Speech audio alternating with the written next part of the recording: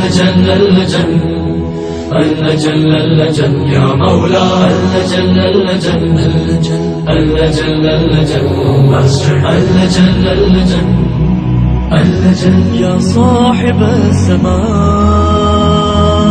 اللجن.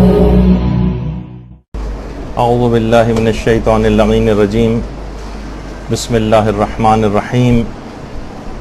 الحمد للہ وکفا وسلام علی عبادہ الذین اصطفیٰ. درود بھیجیے محمد.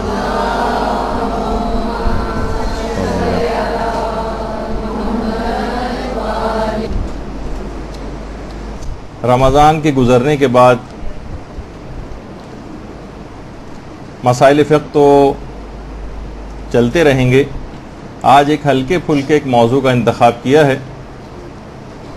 خدا کے فضل و کرم سے آپ سب لوگوں کی نیابت میں اس سال زیارت ایران کے سفر کا افتخار اور سعادت جو ہے وہ حاصل ہوئی. اللہم صلی علی محمد وعلی محمد.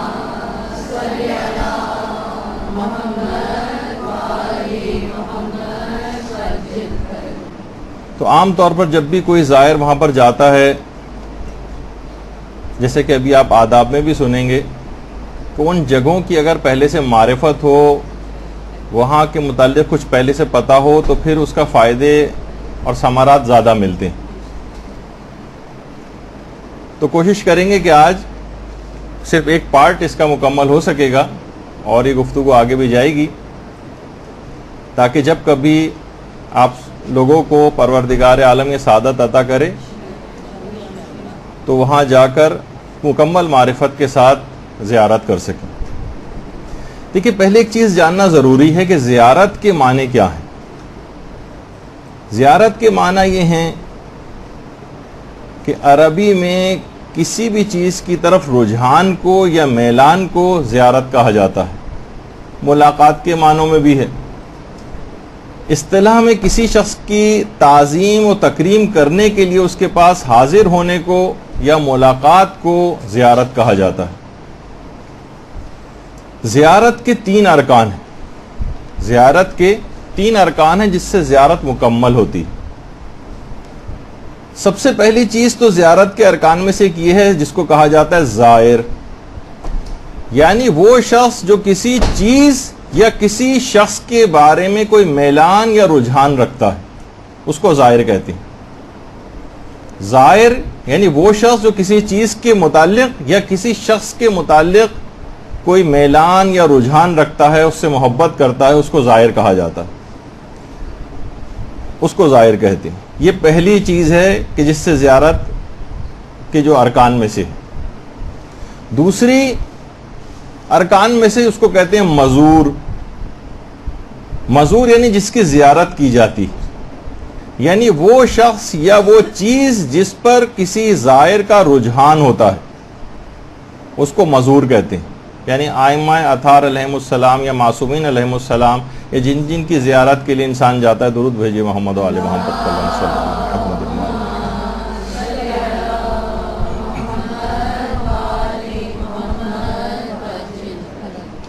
اچھا، اب اگر مثال کے طور پر اگر کوئی غیر مسلم شخص ہے یا جو آپ کے عقیدے کا ماننے والا نہیں ہے، وہ بھی ان جگہوں کے اوپر جاتے ہیں، تو کیا ہم ان کو زائر کہیں گے؟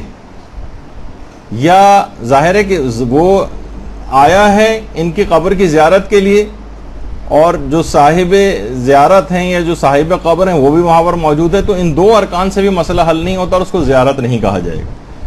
تیسری چیز وہ ہے جس سے زیارت مکمل ہوتی ہے، وہ باطنی رجحان یا تعظیم جو زائر کے اندر پائی جاتی، جو زائر کے ساتھ ہوتی. ان میں سے کوئی بھی اگر ایک رجحان، یہ جو چیز ہے وہ کم ہو جائے تو زیارت مکمل نہیں ہوگی، بلکہ اس کو زیارت کہا ہی نہیں جائے گا. یا ایک چیز ہے زائر، ایک ہے مزور، اور وہ باطنی رجحان یا تعظیم کہ جو کہ زائر کے اندر ہوتی ہے. اچھا، اب جس قدر بھی، اب دیکھیں کہ ہمارے جو علماء ہیں، مراجع ہیں، یہ جب زیارت کے لیے جاتے ہیں، جو حالت ان کی ہوتی، کبھی اگر آپ انٹرنیٹ پہ آیت اللہ شیخ جواد تبریزی جو آپ کے سامنے ہیں اس وقت، جن کی تصویر کبھی حضرت زینب سلام اللہ علیہ کے روضے کی زیارت کے لیے جب گئے تھے، اللہم صلی علی محمد و آل محمد،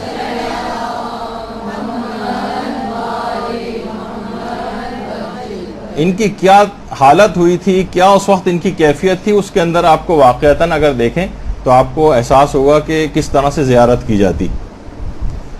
اچھا، اب زائر جو ہے وہ مزور کے بارے میں جس قدر جانتا ہوگا، اس کی جتنی معرفت ہوگی، جس قدر وہ مزور سے محبت کرتا ہوگا، جس قدر اس سے عقیدت رکھتا ہوگا، مزور کے جس قدر فضائل اور کمالات کی معرفت رکھتا ہوگا، اور جس قدر وہ ان کے متعلق جانتا ہوگا، جس قدر ان کے مطابق عمل پیرا ہوگا، زیارت کے اثرات اور نتائج اتنے ہی زیادہ بہتر نکلیں گے، اتنے ہی زیادہ زیارت کے اثرات بہتر نکلیں گے۔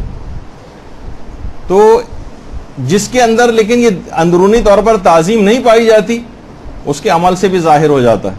وہ بس ایک صرف وہاں جا کر، جیسے شاعران تھا، لوگ تڑپے جاتے ہیں کہ کسی طریقے سے ہمیں زری کو چھونے کا موقع مل جائے، اور اس کے قریب بھی نہیں آتا تھا، فوٹو سیشن کروا کے وہاں سے واپس چلا جاتا تھا۔ وہ ظاہر ہے کہ اندرونی تعظیم اور وہ جو ایک زائر کے ساتھ ہوتی ہے، تو اس کو زائر نہیں کہا جائے گا۔ تو اس وجہ سے کہ یہ جتنے بھی افراد اس کے علاوہ، صاحبان ایمان کے علاوہ وہاں پر جاتے ہیں، ان کو زائر نہیں کہا جا سکتا۔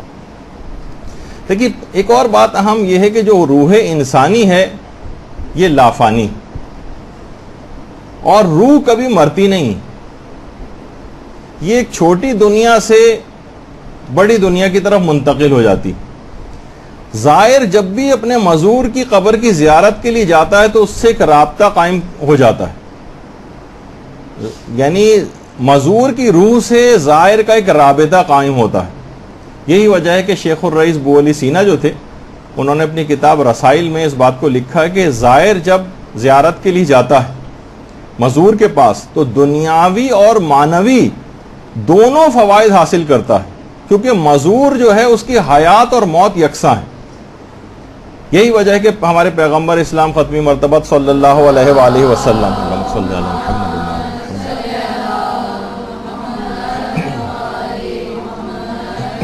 وہ فرماتے ہیں کہ جو بھی ہمارے مرنے کے بعد ہماری زیارت کرتا ہے وہ اس شخص کی مانند ہے جس نے ہماری زندگی میں ہم سے ملاقات کی ہے، اور میں دونوں حالتوں میں اس کا گواہ ہوں، اور قیامت کے دن اس کی شفاعت میرے ذمے ہے۔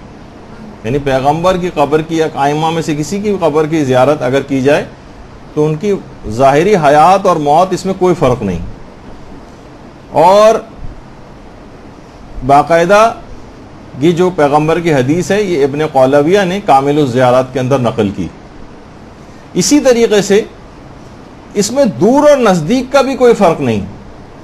سفینۃ البحار میں شیخ عباس قمی نے جو روایت لکھی ہے پیغمبر اسلام سے کہ اگر میری زیارت کے لیے نہ آ سکو تو میرے لیے درود و سلام بھیجا کرو، اللہم صلی علی محمد و آل محمد۔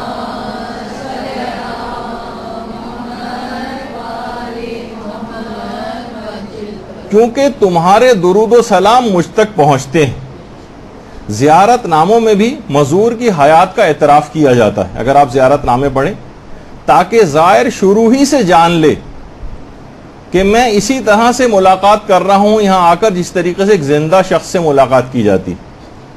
اور یہی وجہ ہے کہ جو عرفا ہیں، عرفا وہ قبر سے بہت دور رہتے ہوئے بھی کپ کپاتے ہیں اور کانپتے ہیں۔ کہ آیت اللہ تقی مصباح یزدی کہ قریب قبر کے جاتے ہوئے بھی جو علماء عرفان ہیں وہ کانپتے ہیں۔ ہماری طرح سے بے حجابانہ وہاں پر نہیں پہنچ جاتے جس طریقے سے عام لوگوں کا ہم لوگوں کا انداز ہوتا ہے، کیونکہ وہ ان کی فضائل کی اس لحاظ سے معرفت نہیں رکھتے، اور بہت دور سے ہی اپنے جسم اور روح پر مزور کے اثرات کو محسوس کرنے لگتے ہیں۔ اور یہی وجہ ہے کہ وہ زیادہ دیر وہاں پر ٹھہر بھی نہیں پاتے۔ معصومین کے جلال و جمال کی اتنی تاب نہیں رکھ پاتے وہ کہ جس طریقے سے ایک حق ہوتا ہے کہ وہاں انسان جب جاتا ہے تو جو اس کی کیفیت ہوتی ہے، ہم علماء اور مراجع کی ہم جب آپ دیکھیں گی تصاویر اور وہ کہ ان کی کیا حالت ہو جاتی، کیونکہ وہ ان کی مکمل جس حد تک بھی ممکن ہے کہ انسان کے لیے اتنی معرفت رکھتی. اور یہی وجہ ہے کہ مفاتی میں 15 رجب کی جو زیارت امام حسین علیہ السلام ہے، اللہم صلی علی محمد و علی محمد،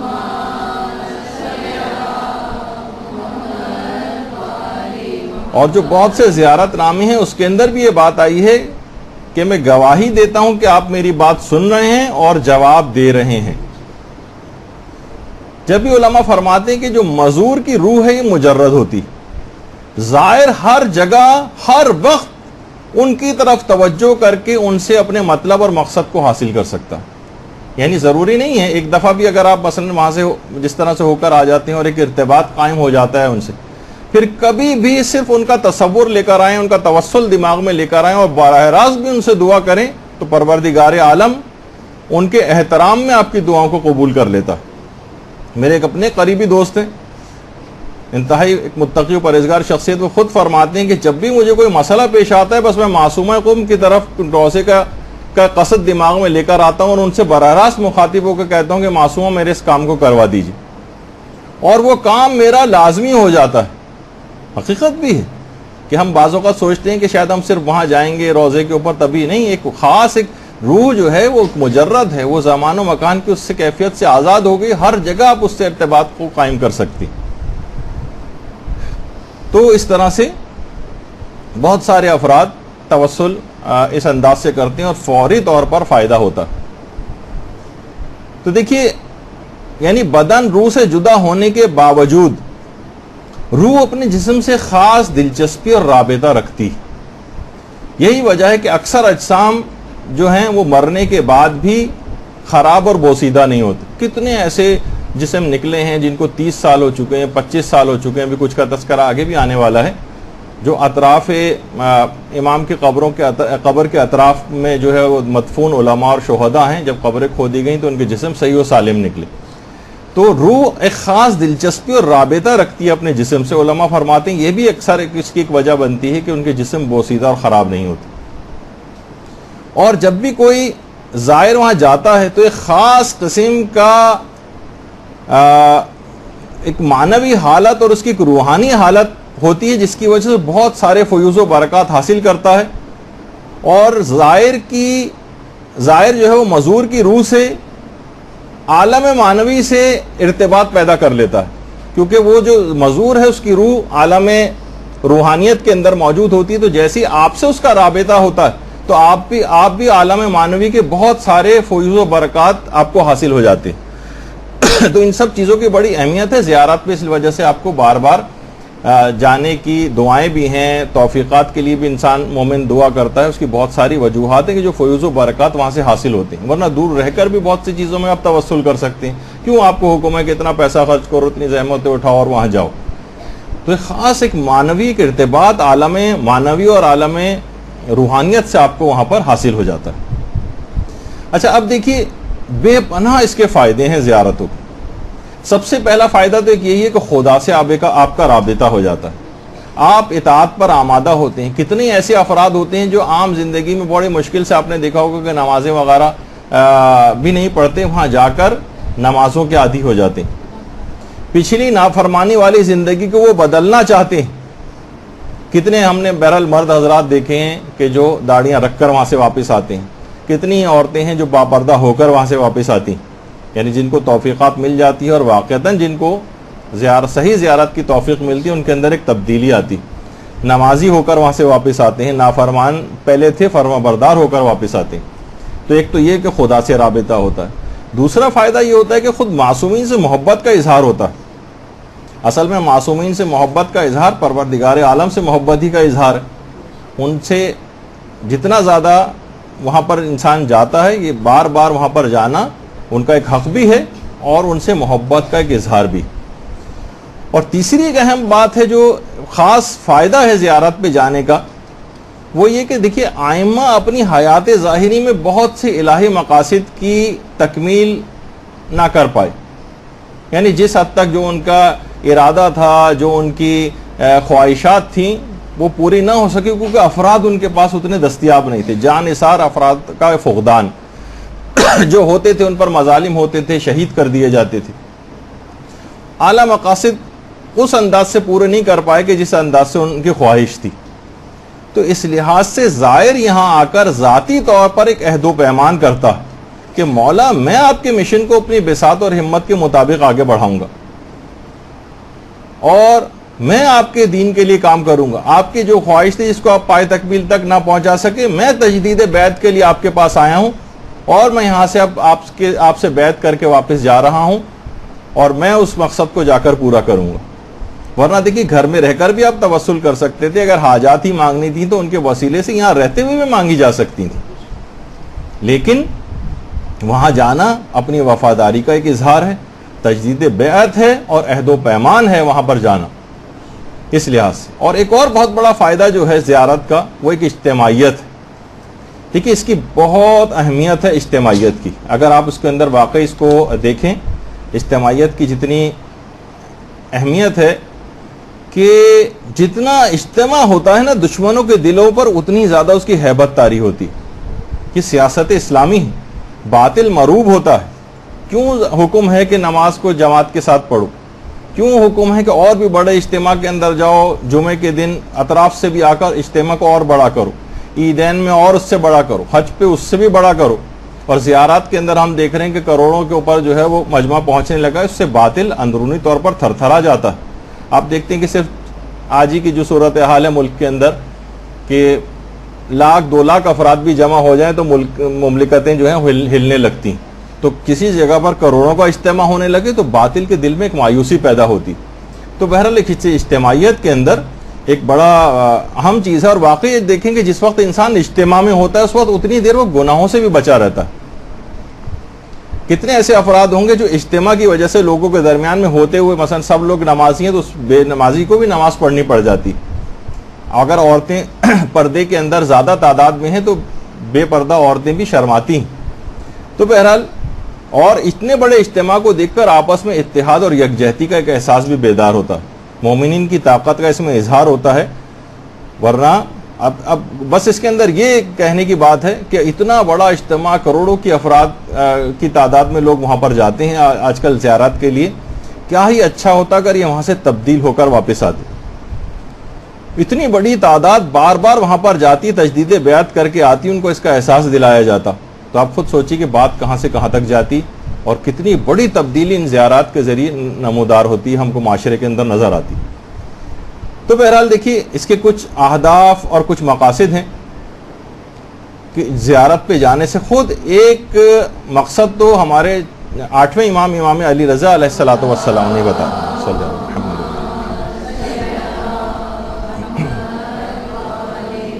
امام فرماتے ہیں کہ ہر امام کی جانب سے ان کے چاہنے والوں اور پیروکاروں پر کچھ ذمہ داریاں، حقوق اور عہد و پیمان کی تکمیل ہوتی اور یہ عہد و پیمان بخوبی ادا ہوتے ہیں.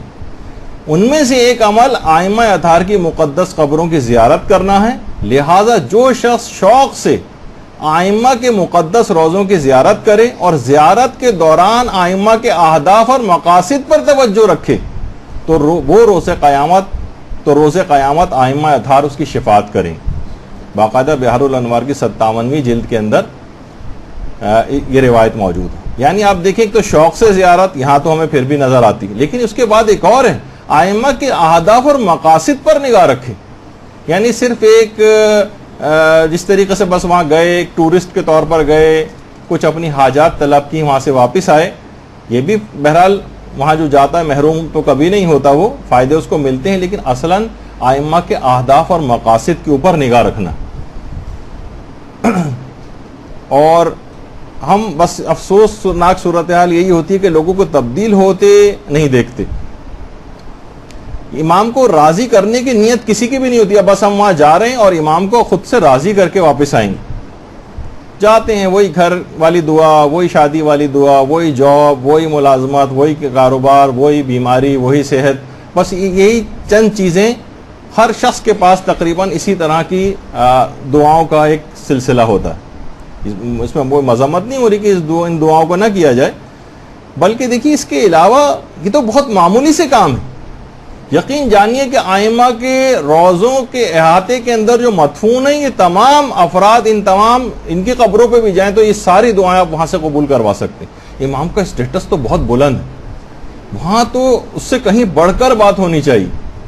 یعنی کسی کے پاس جائیں بادشاہ سے کہیں کیا چاہیے تو آپ کہیں کہ مجھے کوئی بہت معمولی چیز کا نام لینے کہ مجھے مثلا کیوں موبائل چاہیے, جیسے کہ آج کل ہر جگہ دیکھنے میں آتا. اتنے بڑے بادشاہ کے پاس گئے اور صرف فقط اتنی سی چیز, چھوٹی سی چیز مانگ کے اس سے لے کر آئے. اس سے تو اس کی رضا مانگتے, اس سے تو جنت مانگتے, اس سے پل صراط سے آرام سے گزرنا مانگتے, اس میں قبر کی تمام سہولیات اس سے مانگتے اور ان کا جوار معصومین مانگتے, اور کیا کچھ ان سے وہاں سے مانگا نہیں جا سکتا. خود ان سے ان کو مانگ لیتے. لیکن کیا ہے کہ ہم بہت چھوٹی چیزوں کے اوپر رہ جاتے ہیں کہ چھوٹی چھوٹی چیزیں ہم کو چاہیے بس, یہ اس میں جو کہ فانی ہو جائیں گی, ختم ہو جائیں گی. صحت مانگ کے بھی لے کے آئے تو کتنی عمر لے کے آئے, وہی 70-80 سال میں مر جانا ہے بالآخر. تو بہرحال تو یہ آئمہ کے روضوں کے احاطے میں شیخ بہائی, اب ان کا تذکرہ آگے چل کر آئے گا, اتنی جلیل القدر شخصیت, امام کے روضے کے احاطے کے اندر دفن ہے. ان کے پاس ان کی قبر کی زیارت کے لیے جائیے, دعائیں مانگی, ساری قبول کروا سکتے ہیں. علامہ تبرسی ان سے مانگ سکتے ہیں, علامہ تبرسی کی قبر ہے, صاحب تفسیر مجموع البیان, ان کا بھی تذکرہ اگلی نشست میں آئے گا. آیت اللہ نخودگی اصفہانی, جن کا وہ امام خمینی کو جنہوں نے ایک نسخہ کیمیا بتایا تھا, جن کی پوری تفصیل ہم مختلف لیکچرز کے اندر بتا چکے ہیں, ان کی قبر وہاں پر ہے. اور بڑے عجیب و غریب واقعات ہیں باقاعدہ, جو کہ انشاءاللہ اگلی نشست میں آئیں گے. وہ بھی کتنے علماء ایسے ہیں جو باقاعدہ کہا کرتے تھے کہ ہم اگر یہ تمام افراد ہمارے پاس بھی آ جائیں تو ہم ان کی ساری دعائیں قبول کروا سکتے ہیں, مگر یہ عمل امام کی شان میں ہماری طرف سے کمی کا باعث بنے گا, لہٰذا ہم اس کام کو ہرگز نہیں کریں گے. لیکن یہ اتنے ایسے کام ہیں کہ یہ ہم بھی قبول کروا سکتے ہیں. تو اب دیکھیے کہ ہم جب دیکھتے بھی ہیں کہ انسان جب وہاں سے واپس آتا ہے تو بلکہ ظاہر گناہ تو معاف ہو چکے ہوتے ہیں, لیکن کیا ہے کہ ایک الگ سے ایک نافرمانی کی سمجھے ایک نئے سرے سے ایک ابتدا ہوتی. واپسی پہ جہاز کا سفر ہوتا ہے, اس میں کوئی نہ کوئی ہو سکتا ہے کہ نماز کا وقت آ جائے, خاص طور پر فجر کی نماز کا وقت. کتنے افراد ہوں گے کہ جو یہ تو پھر بھی یہاں پر جو تصویر آپ کے سامنے ہے اس میں تو پھر بھی کھلی جگہ ہے, بہت سی چھوٹی جگہوں پہ کس طریقے سے نماز پڑھنی ہے. زیادہ تر افراد 90-95% افراد جو ہیں وہ نمازوں کو قضا کرتے ہیں, چھوڑ دیتے ہیں, نماز پڑھتے ہی نہیں جہاز کے اندر. خواتین, کتنی ایسی چیزیں ہیں کہ دیکھیے بہت ساری چیزیں ایسی ہیں کہ خواتین اب مثلا واش روم میں لائن لگی ہوئی وضو کے لیے, وقت مختصر ہے مثلا نماز کا, جیسے نماز فجر وغیرہ آتی ہے, تو 3 چلو لے کے اپنی سیٹ پر بیٹھے بیٹھے وضو کر سکتی ہیں. تھوڑا سا اپنا جس طرح گھونگھٹ نکالا جاتا ہے اس طرح سے آگے نکال لیا جائے, صرف تھوڑا سا پانی تو ہلکا سا کپڑوں پہ گرے گا, کون سا نجس پانی ہے وہ, وضو کا پانی ہے, اگر تھوڑا سا گر جائے گا تو کیا فرق پڑ جائے گا مثلا. تو کہنے کا مقصد یہ ہے کہ بہت ساری ایسی چیزیں لوگ وضو نہیں کرتے ہیں, ایک نماز یہاں کیسے پڑھیں اور یہ فلاں چیز گندی ہے, ہر وقت نجس پاک معلومات نہ ہونے کی وجہ سے نمازوں قضا جو بڑا گناہ ہے وہ کر لیتے ہیں, اور اس کی ابتدائی سفر زیارت کی وہاں سے شروع ہو جاتی ہے اس گناہ سے. تو یہ سب چیزیں دیکھیے اس طرح کی ہیں. اب آ جائیے اس تمہید کے بعد اب ہم مشہد مقدس کی زیارت کا باقاعدہ اس کا آغاز کرتے ہیں. صلی اللہ علیہ وسلم.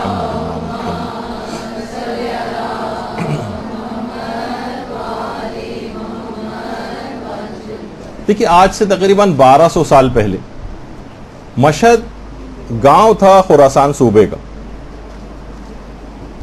اور یہ تو خیر 1200 سال پہلا نہیں, یہ تو بہت بات کا تصویر آپ کے پاس ہے, لیکن 1200 سال پہلے کی بات بتا رہا ہوں کہ صرف ایک گاؤں ہوا کرتا تھا, اور اس سے 20 کلومیٹر دور ایک بہت بڑا شہر تھا جس کا نام تھا توس. اب توس اور مشہد تو دونوں ایک ہی شہر کے اندر آ گئے. خراسان بہت بڑا صوبہ تھا, ایران کا خراسان بہت بڑا صوبہ تھا, اور افغانستان کا بھی ایک بہت بڑا علاقہ اس کے اندر شامل تھا. اور امام رضا علیہ الصلوۃ والسلام کی شہادت یہیں پر واقع ہوئی. اللہم صلی علی محمد وعلی محمد. اور یہیں ان کا مدفن بھی ہے, اسی وجہ سے اس کو مشہد کہا جاتا ہے. مشہد, شہادت کی جگہ. اچھا, اب ایک سوال یہ ہے کہ امام مشہد کیوں آئے؟ امام مدینے میں تھے, مشہد آنے کی ضرورت کیوں پیش آئی؟ یہ باقاعدہ آپ کو کتابوں کے اندر اس کی تفصیل ملے گی. تاریخی تفصیل کو چھوڑتے ہوئے جو آپ کو خود پڑھنا ہے کہ امام کو یہاں پہ کیوں ضرورت پیش آئی. بہرحال مامون نے زبردستی امام کو مدینے سے مشہد طلب کیا, اور پھر کچھ عرصہ گزرا. جو جیلسی آل محمد کے ساتھ تھی اور جو دشمنی اندر پل رہی تھی, امام کو انگوروں میں زہر دیا گیا. باقاعدہ کچھ روایتوں میں کس طرح سے ناخنوں کے اندر زہر بھر کے اس کے اندر ملایا گیا, کچھ کہتے ہیں کہ سوئیوں کے اندر زہر جو ہے وہ انگوروں کے اندر داخل کیا گیا, اور اس کے نتیجے میں پھر امام کی شہادت واقع ہوئی. اور پھر مامون نے اپنے باپ ہارون کی قبر کے قریب ہی امام کو دفن کیا. آج ہارون کی قبر کا کوئی نام و نشان نہیں. ابن بطوطہ نے باقاعدہ اپنے سفر نامے میں لکھا, جو آج سے تقریباً 700-800 سال پہلے لکھا گیا, کہ اس نے کہا کہ میں نے دیکھا کہ لوگ ہارون کی قبر کے قریب ہی امام رضا علیہ السلام کی قبر, اور میں نے دیکھا کہ لوگ آتے ہیں امام کی قبر کو بوسہ دیتے ہیں اور ہارون کی قبر پر ایک لات آ کر مارتے ہیں. یہ باقاعدہ ابن بطوطہ نے اپنے سفر نامے میں لکھا ہے. تو اس سے آپ اندازہ لگائیے کہ یعنی وہی ہارون کہ بالکل آپ کے سامنے جو ابھی ہے, یہ باقاعدہ امام کی اصلی قبر مبارک جو بالکل نیچے کی طرف ہے, اس کی آپ زیارت کر رہی ہیں. اللہم صلی علی محمد و علی محمد.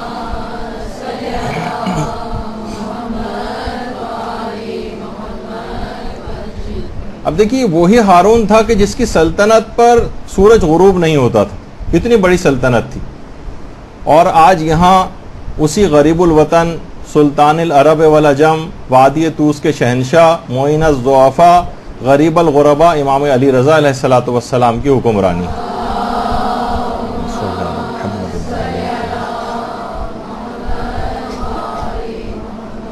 اور یہ شہر مقدس مشہد مقدس جس کو کہا جاتا ہے.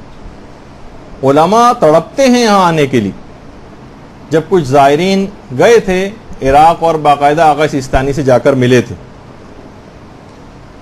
تو آغا سیستانی سے ایرانی زائر, یہ تو خیر آغا سیستانی جب بہت سالوں پہلے نجف گئے تھے, ذریح امیر المومنین علیہ الصلوۃ والسلام پہ ان کی تصویر ہے. درود بھیجیے محمد صلی اللہ علیہ وسلم.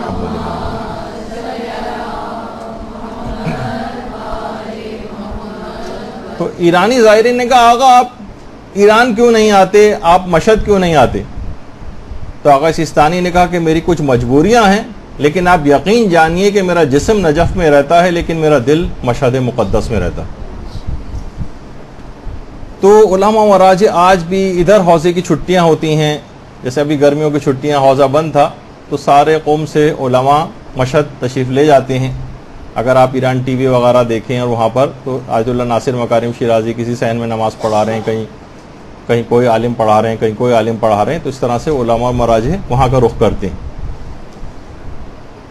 پہلے بھی آیت اللہ محمد حسین طباطبائی آخری دنوں میں جب شدید بیمار ہو گئے تھے, بہت شدید بیمار, تو اس بیماری کے عالم میں کہا کہ میں مشہد جانا چاہتا ہوں.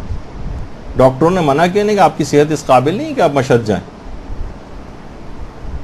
انہوں نے اپنے بیٹے سے کہا کہ میرے بیٹے, میرے مرض کا علاج کسی ڈاکٹر کے پاس نہیں ہے, میرا علاج مشہد کے علاوہ کسی جگہ ممکن نہیں. بہر صورت بہت ضد کی اور مشہد گئے. تو لوگوں نے کہا اچھا ٹھیک ہے, مشہد میں ہم آپ کو کسی پرفضا مقام کے اوپر, پہاڑی علاقہ ہے, ادھر ادھر پرفضا مقامات بھی وہاں ٹھہرا دیتے ہیں. کہا کہ نہیں, میں حرم امام رضا کے علاوہ کہیں پناہ نہیں لے سکتا, مجھے وہیں لے کے چلو. اتنا فوق العادہ احترام کرتے تھے, اتنا احترام, کہتے تھے کہ اگر یہ منانا ہوتا اور میرا بس چلتا تو میں مسجد گوہر شاد سے لے کر ذریعہ مقدس تک کی زمین کے ایک ایک حصے کا بوسہ لیتا. جسے کہا جاتا نا کہ انسان اپنی پلکوں سے وہاں پر جھاڑو دے پورے, یعنی ایسی کیفیت وہاں جا کر ہونی چاہیے کسی بھی زائر کی. اتنے بڑے بڑے علماء اور مراجع کہتے ہیں کہ اگر مجھے ہوتا تو میں صحن کے ایک ایک جگہ کا بوسہ لیتا.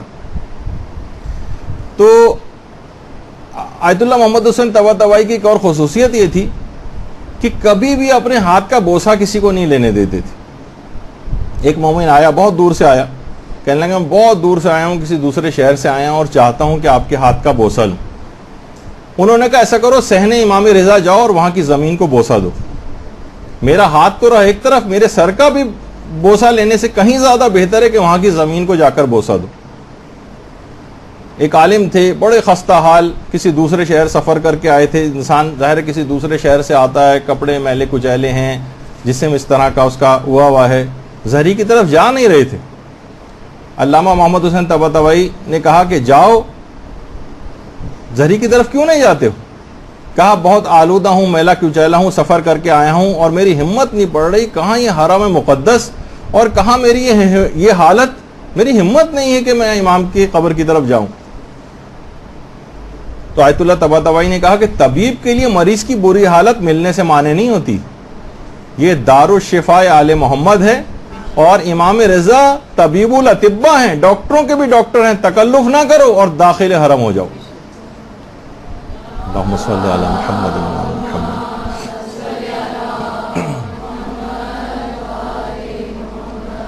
اچھا, علامہ طباطبائی ایک بات اور کہتے تھے ویسے تو تمام ائمہ کے الطاف اور لطف زائرین کے اوپر ہوتے ہیں, لیکن امام رضا علیہ السلام کا جو لطف ہے خاص طور پر محسوس کیا جا سکتا ہے. سب ائمہ کے روضوں کے اوپر جائیں گے, خاص طرح کا ایک الطاف اور کرم ان کا ہوگا اپنے زائر پر, کہہ رہے ہیں, لیکن خاص طور پر امام رضا کا لطف و کرم زائر محسوس کر سکتا ہے. اور اتنے زیادہ امام رضا علیہ الصلوۃ والسلام اپنے زائرین پر اتنی خاص عنایت اور توجہ رکھتے ہیں, ذرا سی بھی تکلیف سے تڑپ جاتے ہیں. زائر کو اگر کوئی تکلیف پہنچ جائے, آیت اللہ فقیہ سید حسین سبزواری یہ خاص کلید بردار حرم تھے, نماز جماعت بھی پڑھاتے تھے, اور نماز کے لیے جس وقت یہ ایک دن نکل رہے تھے تو زائرین کا بہت ہی زیادہ رش تھا, کوئی مخصوصی تھی, جگہ جگہ زائرین کھڑے ہو کے زیارتیں پڑھ رہے تھے. اچھا, وقت ہو گیا, اذان ہو گئی ہے, وقت نکلا جا رہا ہے, تیز رفتاری کے ساتھ جا رہے ہیں, لیکن رش کی وجہ سے اپنی جگہ تک پہنچ نہیں پا رہے تھے. رش کی وجہ سے رستہ نہیں مل پا رہا تھا. اچھا, تھوڑا سا بعض اوقات یہ ہوتا ہے کہ وہاں پر غصہ بھی آ جاتا ہے. زائرین پر تھوڑا سا غصہ کیا اور ہاتھوں سے ہٹا کر رستہ بنایا. فرماتے ہیں کہ اس دن نماز پڑھا کے جب میں گھر آیا اور سویا تو خواب میں امام رضا علیہ الصلوۃ والسلام کو دیکھا.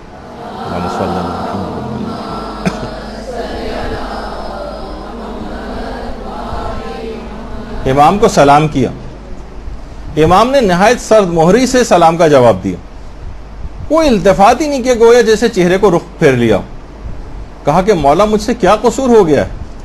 کہا کہ تم نے میرے زائرین کو رنجیدہ کیا ہے, لہٰذا مجھے بھی رنجیدہ کر دیا. اب آیت اللہ سید حسین سبزواری سخت پشیمان ہوئے, تڑپ گئے. کہ کہا مولا کیا اب میں آپ کی خدمت کے لائق نہیں رہا؟ کلید بردار حرم تھے, نماز بھی پڑھاتے تھے, سمجھے چابیاں حرم کی ان کے پاس تھیں. کہا کہ نہیں, تم لائق ہو, اگر ایسا نہ ہوتا تو اتنے عرصے تک حرم کی کلید تمہارے سپرد نہ کی جاتی. تو ذرا سی تکلیف کے زائرین کو اپنے ہاتھوں سے ہٹا کر اور کچھ ہلکا سا غصہ کر کے, اور نماز کون سا اپنے کسی کام کے لیے جا رہے تھے, الگ سے نماز جماعت پڑھانی تھی, ایک ذمہ داری کے طور پر جا رہے تھے, لیکن یہ بھی امام کو پسند نہیں آیا کہ میرے زائر کے ساتھ اس طرح سے ان پہ ہلکے سے غصے کا بھی اظہار کیا جائے. اور یہ کسی کتاب کے اندر تو بات نہیں ہے, لیکن حرم مشہد کے جو مقامی علماء ہیں وہ یہ بات بتاتے ہیں کہ امام کا جو یہ سامنے گنبد نظر آ رہا ہے, اس پر ہر وقت پہلے کبوتر بیٹھے رہا کرتے تھے. تو حرم کی انتظامیہ نے سوچا کہ یہاں سے ان کبوتروں کو کسی طرح سے ہٹایا جائے, ان کی صفائی کرنا روزانہ ایک مشکل کام ہوتا تھا. تو کہا کوئی ایسا طریقہ کار یہاں پر کرتے ہیں, کوئی ایسی چیز کرتے ہیں جس سے یہ یہاں سے یہ بیٹھنے ہی نہ پائیں اور کبوتر یہاں سے چلے جائیں, سمجھے روزے کے اطراف میں بھی نہ آئیں. تو باقاعدہ حرم کے جو ذمہ دار تھے ان کے خواب میں امام رضا علیہ الصلوۃ والسلام آئے اور آ کر کہا کہ یہ پرندے بہت دور دور سے ہماری قبر کی زیارت کے لیے آتے ہیں, تو ان کو خود سے مت ہٹاؤ, اور اس کے بعد بالکل اس گنبد کے سامنے ہی جو چشمہ شفا ہے وہاں پر, یہ جو ہے آپ کے سامنے جو اسی بالکل سامنے ہی ہے اس کے, یہاں پر پھر خود بخود کبوتروں نے اپنا ڈیرا بنا لیا اور اب یہاں اگر بیٹھتے ہیں اور گنبد کے اوپر نہیں بیٹھتے، اور 2 سال سے یہ سلسلہ بالکل جاری ہے کہ ایک کبوتر بھی گنبد پہ بیٹھا ہوا نظر نہیں آتا، اور سارے اس کے سامنے اللہم صلی علی محمد وعلی محمد۔ سفر کی تھکاوٹ تو مجھے ہونی چاہیے، لیکن لگ رہا ہے آپ سب لوگ کافی تھکے ہوئے ہیں۔ اللہم صلی علی محمد وعلی محمد۔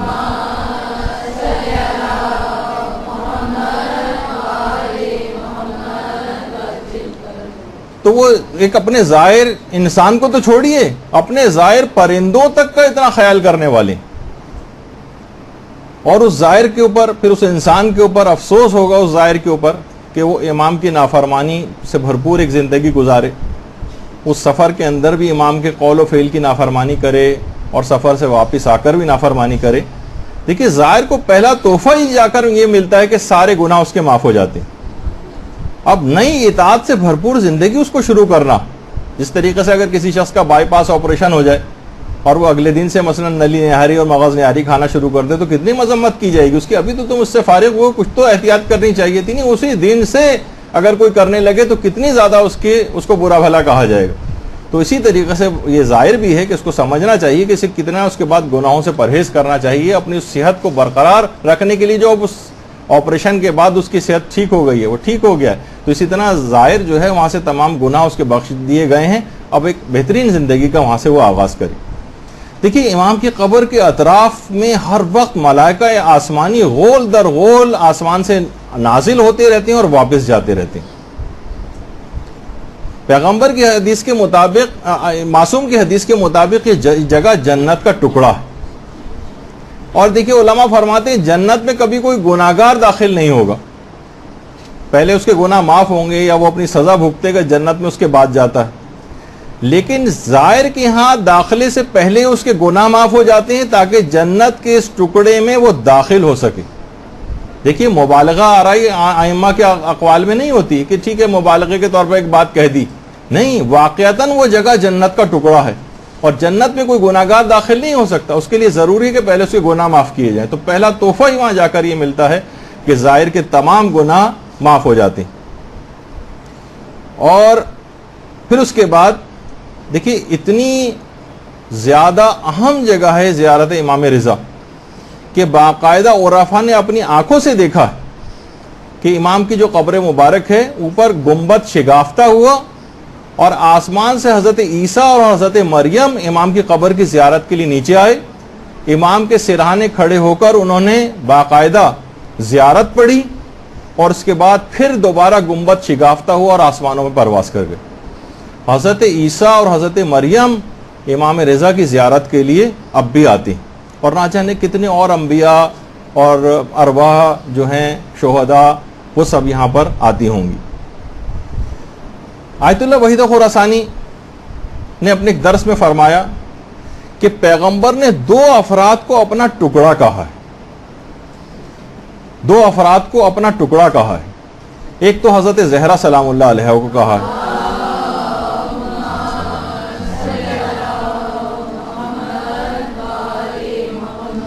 فاطمہ تو بضعۃ منی، فاطمہ میرا ٹکڑا، اور دوسرا کہا ہے امام رضا علیہ الصلوۃ والسلام کو پیغمبر نے۔ اللہم صلی علی محمد۔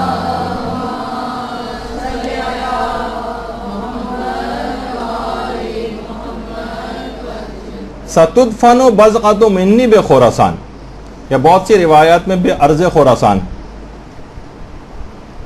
کہ ان قریب میرا ایک ٹکڑا خراسان میں دفن کیا جائے گا، اور اس کی زیارت میری زیارت ہے۔ تو آیت اللہ وحید خراسانی فرماتے ہیں کہ شیخ انصاری، شیخ مرتضی انصاری جو کہ بہت بڑے فقیہ گزرے ہیں، فتویٰ دینے میں وہ مجسمہ احتیاط تھے،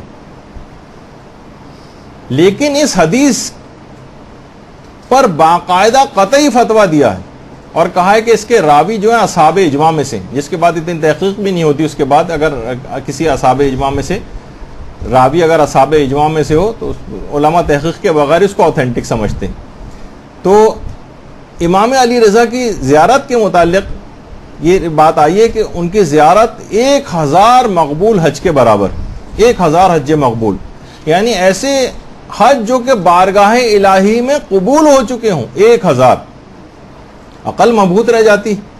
فرماتے ہیں کہ اس حدیث کو صرف شیخ انصاری نہیں بلکہ آیت اللہ وحید بہبہانی نے بھی بالکل معتبر سمجھا ہے، علامہ مجلسی نے اس روایت کو معتبر سمجھا ہے، وحید خراسانی فرماتے ہیں شیخ طوسی نے اس روایت کو معتبر سمجھا ہے، میر باقر داماد نے اس روایت کو معتبر سمجھا ہے، اور شیخ مرتضی انصاری، سب نے اس کو صحیح السند مانا ہے۔ اچھا، آغا وحید خراسانی نے اس امام رضا کی زیارت کے ضمن میں ایک جملہ اور فرمایا، فرماتے ہیں کہ دیکھیے معاملات 3 قسم کے ہوتے ہیں، بعض باتیں قابل درک بھی ہوتی ہیں اور قابل بیان بھی ہوتی ہیں، یعنی آپ کو سمجھ بھی آتی ہیں اور آپ بیان بھی کر سکتی ہیں۔ کچھ باتیں ایسی ہوتی ہیں جو آپ سمجھتی بھی ہیں اور بیان بھی کر سکتی ہیں۔ فرماتے ہیں کچھ باتیں ایسی ہوتی ہیں جو قابل درک تو ہوتی ہیں لیکن قابل بیان نہیں ہوتی، یعنی آپ محسوس تو کر سکتی ہیں ان کو، سمجھ تو جاتی ہیں آپ، لیکن بیان نہیں کر سکتی، الفاظ ایسے نہیں ہوتے آپ کے پاس کہ عرفا بہت سارے اپنے مکاشفات اور چیزوں کو، مثلا کوئی عالم آخرت کی چیزیں بیان کرے جو وہاں ہو کر آ گیا ہو، تو وہ کیسے آپ کے اس کے پاس، وہ ان کو سمجھ تو آ رہی ہوتی ہیں اس کو کسی حد تک، لیکن وہ بیان نہیں کر سکتا مثلا ان کو۔ اور فرماتے ہیں کچھ باتیں ایسی ہوتی ہیں جو ناقابل درک ہوتی ہیں اور نہ ہی ناقابل وصف ہوتی ہیں، نہ وہ سمجھ میں آتی ہیں اور نہ ہی وہ بیان کی جا سکتی ہیں۔ فرماتے ہیں کہ جوار امام علی رضا علیہ السلام کی عظمت ناقابل ادراک بھی ہے اور ناقابل وصف بھی ہے، نہ یہ سمجھ میں آتی ہے اور نہ ہی یہ بیان کی جا سکتی ہے۔ جوار امام علی رضا علیہ السلام یہ عقلوں میں نہیں آ سکتا کسی کی، اس جگہ کی عظمت، وہ جہاں پر مدفون ہے وہاں کیا فیوز ہیں، کیا برکات ہیں، ظاہر وہاں جا کر کیا حاصل کر رہا ہے، کس طرح سے، یعنی وہاں کی اس کی کیسے ملائکہ کے غول در غول وہاں پر آ رہے ہیں، ان کی کیا عظمت و جلالت ہے، نہ وہ اس کو سمجھ سکتا ہے اور نہ یہ بات بیان کی جا سکتی۔ تو فرماتے ہیں کہ راوی جو تھا وہ بزنتی، وہ حیران رہ گیا، ایک قبر کی زیارت 1000 حج کے برابر، اور وہ بھی ایسے کہ جو بارگاہ الہی میں قبول ہو چکے ہوں۔ آیت اللہ ناصر مکارم شیرازی نے بھی باقاعدہ لکھا ہے کہ زیارت امام رضا کی فضیلت ہمارے برادران اہل سنت کی کتابوں میں بھی آئی، باقاعدہ ینابع المودہ اس کے اندر بھی یہی والی حدیث آئی ہے کہ ستدفن بضعۃ منی بخراسان، ان قریب میرے جسم کا ایک ٹکڑا خراسان میں دفن کیا جائے گا۔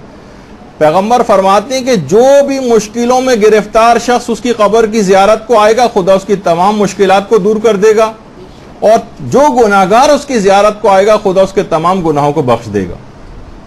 اور خود نیاب المودت کے اندر لکھا ہے، اہل سنت کی جو کتاب حضرت عائشہ سے روایت کہ پیغمبر نے فرمایا کہ جو بھی میرے بیٹے کی توس میں زیارت کرے گا اس نے گویا ایک حج انجام دیا۔ حضرت عائشہ حیران رہ گئی، کہا یا رسول اللہ ایک حج؟ پیغمبر نے فرمایا نہیں، 2 حج۔ وہ مزید حیران ہوئی، 2 حج کے برابر؟ پیغمبر نے فرمایا نہیں، 3 حج۔ اب حضرت عائشہ خاموش ہو گئی۔ پیغمبر نے فرمایا اے عائشہ اگر تم خاموش نہ ہوتی تو میں سلسلہ 70 حجوں تک لے کر جاتا۔ درود بھیجیے محمد علیہ۔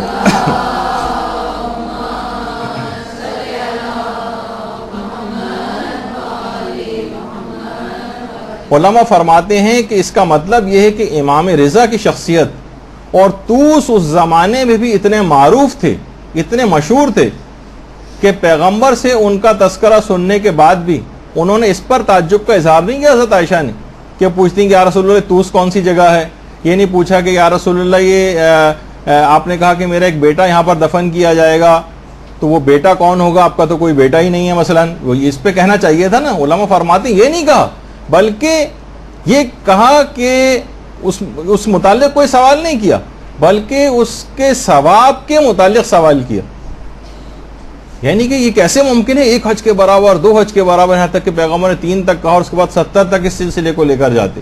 اس کا مطلب ہے کہ پیغمبر کی زبان سے اتنی مرتبہ امام رضا کا تذکرہ ہوتا تھا اور اتنی مرتبہ اس جگہ توس اور خراسان کا تذکرہ ہوتا تھا کہ وہ انہوں نے اس کے اوپر کوئی تعجب کا اظہار نہیں کیا، تو اس کا مطلب پیغمبر کی اپنی زبان پر امام رضا کا کتنا تذکرہ آتا تھا۔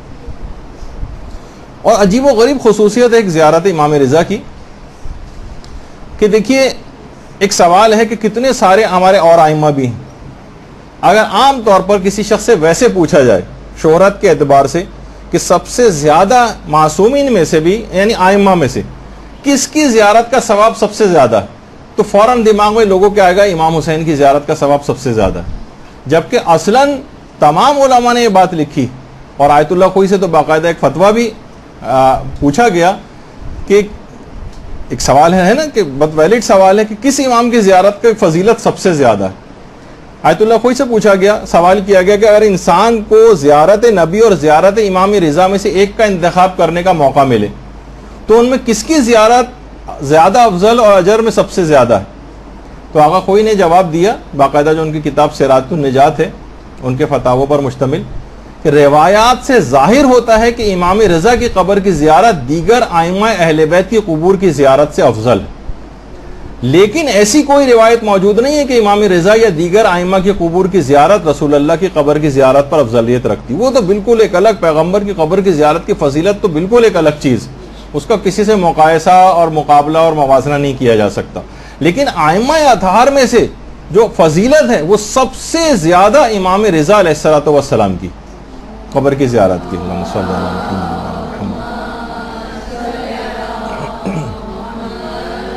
دیکھیے مختلف ائمہ کو مختلف الگ الگ فضیلتیں حاصل ہیں، وہاں کی زیارت کی فضیلت سب سے زیادہ ہے. لیکن مثلا یہ بھی سوال آقا خوئی سے پوچھا گیا کہ کون سی چیز زیادہ افضل ہے، حج مستحبی کے لیے عرفات میں وقوف کرنا اس دن زیادہ افضل ہے یا زیارت امام حسین یوم عرفہ کے دن وہاں جانا زیادہ افضل ہے؟ تو آقا خوئی نے کہا کہ ظاہر ہے، مختلف روایتوں سے بات ظاہر ہوتی ہے کہ زیارت امام حسین کی فضیلت زیادہ ہے، رجحان اس طرف زیادہ ہے. یوم عرفہ کے دن اگر واجب حج کی تو بات الگ ہے، ظاہر ہے واجب حج تو آپ کو عرفات میں ہی ہونا ہے، لیکن اگر کوئی شخص مستحبی حج ان دونوں میں سے کسی ایک کا انتخاب کرنا پڑے کہ افضل کون سا ہے، تو مستحبی حج میں وقوف عرفات سے زیادہ اس دن زیادہ ثواب اور فضیلت امام حسین کی زیارت کی یوم عرفہ. تو مختلف ائمہ کے اس لحاظ سے الگ الگ فضیلتیں. اچھا، دیگر ائمہ کی زیارت کے اندر بھی ایک فضیلت یہ ملتی ہے کہ وہاں جو شخص بھی جاتا ہے اس کے تمام پچھلے گناہ معاف ہو جاتے ہیں. البتہ دو اماموں کے متعلق روایت ایسی ہیں کہ جس میں ایک تو روایت ہمارے امام محمد تقی علیہ الصلوۃ والسلام کی امام رضا کے متعلق، اللہم صلی علی محمد و علی محمد.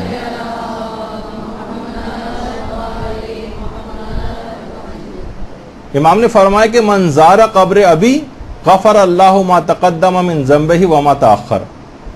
جو شخص بھی میرے والد کی زیارت کرے پروردگار عالم اس کے تمام پچھلے گناہوں کو اور اس کے بعد آئندہ زندگی کے بھی تمام گناہوں کو معاف کر دیتا. دیکھیں پچھلے گناہوں کو یہ خصوصیت امام رضا کی ہے، اور یہ خصوصیت خاص طور پر اگلے گناہ معاف ہونے کے حوالے سے بھی، یعنی جو اس نے سرکشی وغیرہ کی وجہ سے وہ والے گناہ شامل نہیں کہ جو جان بوجھ کے اب اس کی روایت پتہ چل گئی اب جان بوجھ کے مثلا وہ گناہ کر رہے نہیں، ان وہ شامل نہیں. لیکن عام طور پر غفلت میں جو آئندہ زندگی میں بھی گناہ ہوتے ہیں وہ بھی آئندہ زندگی کی زیارت کے بعد کی زندگی کے گناہ معاف ہو جاتے ہیں. یہ خصوصیت امام رضا کی زیارت کی ہے، اور دوسری یہ خصوصیت امام حسین علیہ السلام کی زیارت کی بھی. تو سابقہ تمام گناہ اور آئندہ پیش آنے والے تمام گناہ یہ بھی معاف ہوتے ہیں. اچھا، اسی طرح سے اور امام فرماتے ہیں کہ نہ صرف گزشتہ اور آئندہ گناہ معاف ہوتے ہیں بلکہ جب قیامت کا دن طلوع ہوگا تو اس کا مقام، یعنی امام رضا کے ظاہر کا مقام پیغمبر اسلام کے ممبر کے سامنے ہوگا، یہاں تک کہ خدا مخلوقات کے حساب سے فارغ ہو جائے. یعنی پیغمبر کا جس جگہ پہ ممبر ہوگا وہاں پر امام رضا کے جو ظاہر ہے اسے وہاں پر لا کر کھڑا کیا جائے. اور باقاعدہ فرائض السمتین جو کتاب ہے اس میں بھی ہے یہ والی روایت، اور اس کے علاوہ امام محمد تقی علیہ السلام نے ہماری جو ایک شیخ صدوق نے روایت نقل کی ہے من لا یحذر الفقی کتاب میں، کہ طوس کے دو پہاڑوں کے درمیان زمین کا ایک ٹکڑا ہے جو جنت سے لایا گیا ہے، جو بھی اس میں داخل ہوگا وہ قیامت کے دن جہنم کی آگ سے محفوظ ہو جائے گا. اور یہ بات بھی امام نے فرمائی کہ جو بھی میری والد کی زیارت کرے ان کے حق کو پہچانتے ہوئے تو میں اللہ کی جانب سے اس شخص کے لیے جنت کا ضامن ہوں. دیکھیے تمام علماء نے اس بات کو لکھا. اگر آپ پوچھیں کہ امام کی معرفت یا ان کے حق کو پہچاننے سے کیا مراد، تو علماء فرماتے ہیں کہ یعنی ان کو ایسا امام ماننا جس کی اطاعت خدا کی طرف سے واجب قرار دی گئی. اطاعت واجب قرار دی گئی ہے تاکہ آپ اطاعت کریں، نافرمانی کے لیے نہیں ہے یہ کہ بس صرف ان کو مان لو، ان کے نام سے واقفیت رکھو، یہ نہیں کہا گیا، بلکہ ایسا امام ماننا جس کی اطاعت پروردگار کی طرف سے واجب قرار دی گئی ہے تاکہ انسان ان کی اطاعت کرے. تو یہ تو تھا امام کے اپنے بیٹے امام محمد تقی علیہ السلام کا فرمان. اور خود آپ کے اپنے والد امام موسیٰ کاظم علیہ السلام نے کیا فرمایا اپنے بیٹے کے لیے؟ اللہم صلی علی محمد و علی محمد.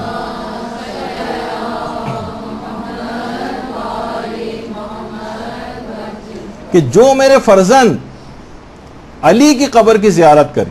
دیکھیے ابھی تو پیغمبر کی جو حدیث تھی اس میں آپ نے ایک جگہ جو ہے ایک حج کا سنا، پھر پیغمبر 70 تک لے کر جاتے اس کو، پھر اس کے بعد ایک اور روایت میں آپ نے 1000 حج کا تذکرہ سنا. ابھی تو امام نے فرمایا، امام موسیٰ کاظم علیہ السلام نے، کہ جو بھی میرے فرزند علی کی قبر کی زیارت کرے گا اس کے لیے 70 قبول شدہ حج کے برابر ثواب ملے گا. راوی نے بہت بعید سمجھا 70 قبول شدہ حج.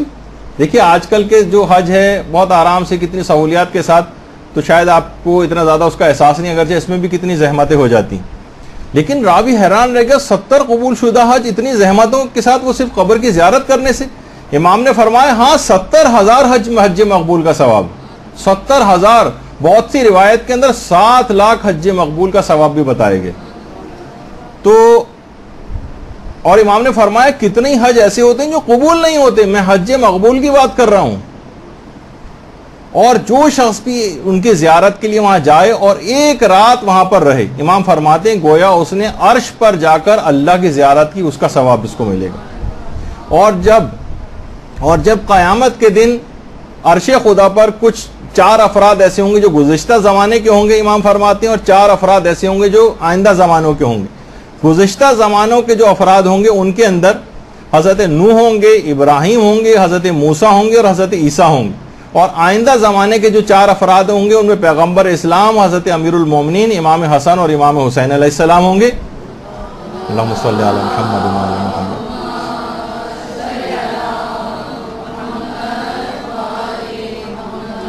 پھر امام فرماتے ہیں ان لوگوں کے ساتھ یعنی پھر ہمارے ساتھ عرش پر وہ بیٹھیں گے جنہوں نے ائمہ کی قبور کی زیارت کی ہوگی. اور امام فرماتے ہیں کہ حقیقت یہ ہے کہ میرے فرزند علی کی زیارت کرنے والوں کا درجہ سب سے زیادہ بلند ہوگا، سب سے زیادہ بلند ہوگا، اور ان کی عطا بھی سب سے زیادہ ہوگی. ان کے والد نے کیا کہا ان کی زیارت کے متعلق، ان کے بیٹے نے کیا کہا، اب خود امام رضا علیہ السلام نے اس کے متعلق کیا چیز بتائی. جیسے ابھی آیا کہ 70,000 قبول شدہ حج اور 7 لاکھ قبول شدہ حج، اور یہ بھی فرمایا کہ میرے فرزند علی رضا کی زیارت کا رتبہ کرنے والوں کا رتبہ سب سے بلند ہوگا. تو خود امام نے کیا فرمایا، عیون اخبار رضا جو ہے اور امالی شیخ صدوق، اس کے اندر بھی یہ روایت ہے کہ جو بھی میری زیارت کرے گا، امام نے فرمایا خدا اس کے لیے 1000 شہید کا ثواب لکھے گا، 1000 صدیق کا ثواب لکھے گا، 1000 حج کا ثواب لکھے گا، 1000 عمروں کا ثواب لکھے گا، اور 1000 مجاہدوں کا ثواب لکھا جائے گا. اور وہ بلند درجات میں جنت میں میرے ساتھ ہوگا. درود بھیجیے محمد و علی محمد.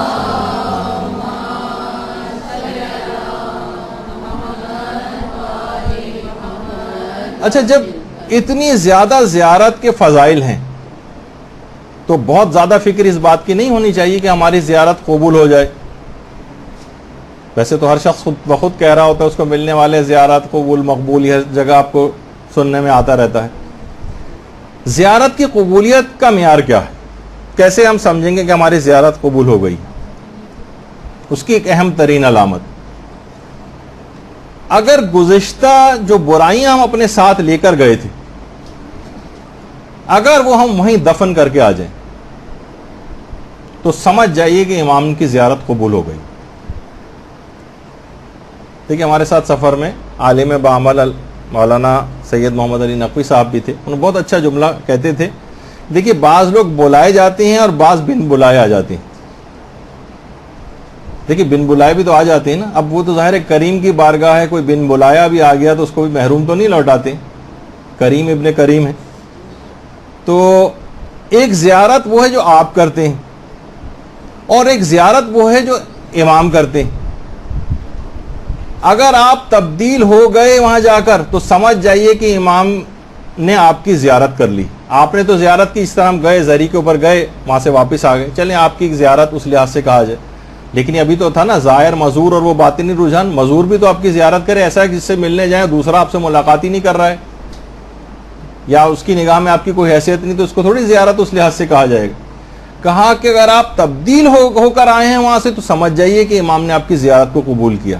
اور اگر آپ ویسے ہی وہاں سے واپس آ گئے ہیں, وہی بھرپور زندگی اس طرح پہلے گزار رہے تھے, کوئی فرق ہی نظر نہیں آ رہا ہے, تو سمجھ جائیے کہ زیارت قبول نہیں ہوئی. ظاہر جو فائدے اور اس کریم کی بارگاہ سے حاصل ہونے وہ تو ظاہر کوئی شخص محروم نہیں رہے گا, مل ہی جائیں گے, لیکن اصلاً جو زیارت کا حق تھا وہ ادا نہیں ہو سکا.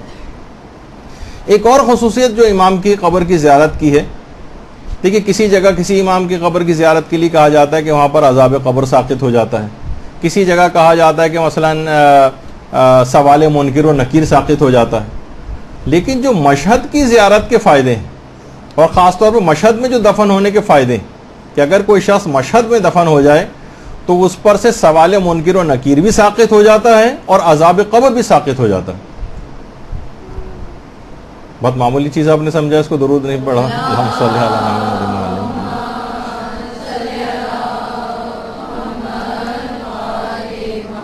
مشہد میں دفن ہونے کا اتنا زیادہ فائدہ ہے, یعنی خصوصیت ہے مشہد کی. دیکھیے مشہد ہی میں جہاں وہیں پر ایک تو بہشت رضا ہے, وہ تو ذرا الگ ہے, ایک قبرستان سامن الائمہ ہے, یہ صحن ہی میں ہے, صحن جمہوری میں, باقاعدہ صحن جمہوری میں اس کی انٹرنس ہے. اکثر لوگ جو وہاں پر زیارت کے لیے جاتے ہیں اس کو مس کر دیتے ہیں. کسی سے بھی پوچھ لیں کہ قبرستان سامن الائمہ وہ کدھر ہے, وہاں سے آپ, وہاں باقاعدہ بورڈ بھی لگا ہوا ہے اور صحن سے اس کا داخلہ بھی ہے, وہاں سے آپ اندر داخل ہو جائیے. بہشت سامن الائمہ کے نام سے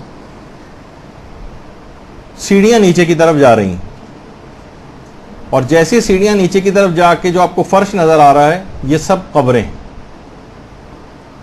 اور سامنے ہی وہاں پر قبرستان میں جو داخلے کی دعا ہے السلام علی اہل لا الہ الا اللہ وہ لکھی ہوئی ہے, وہ سب پڑھتے ہیں وہاں پر.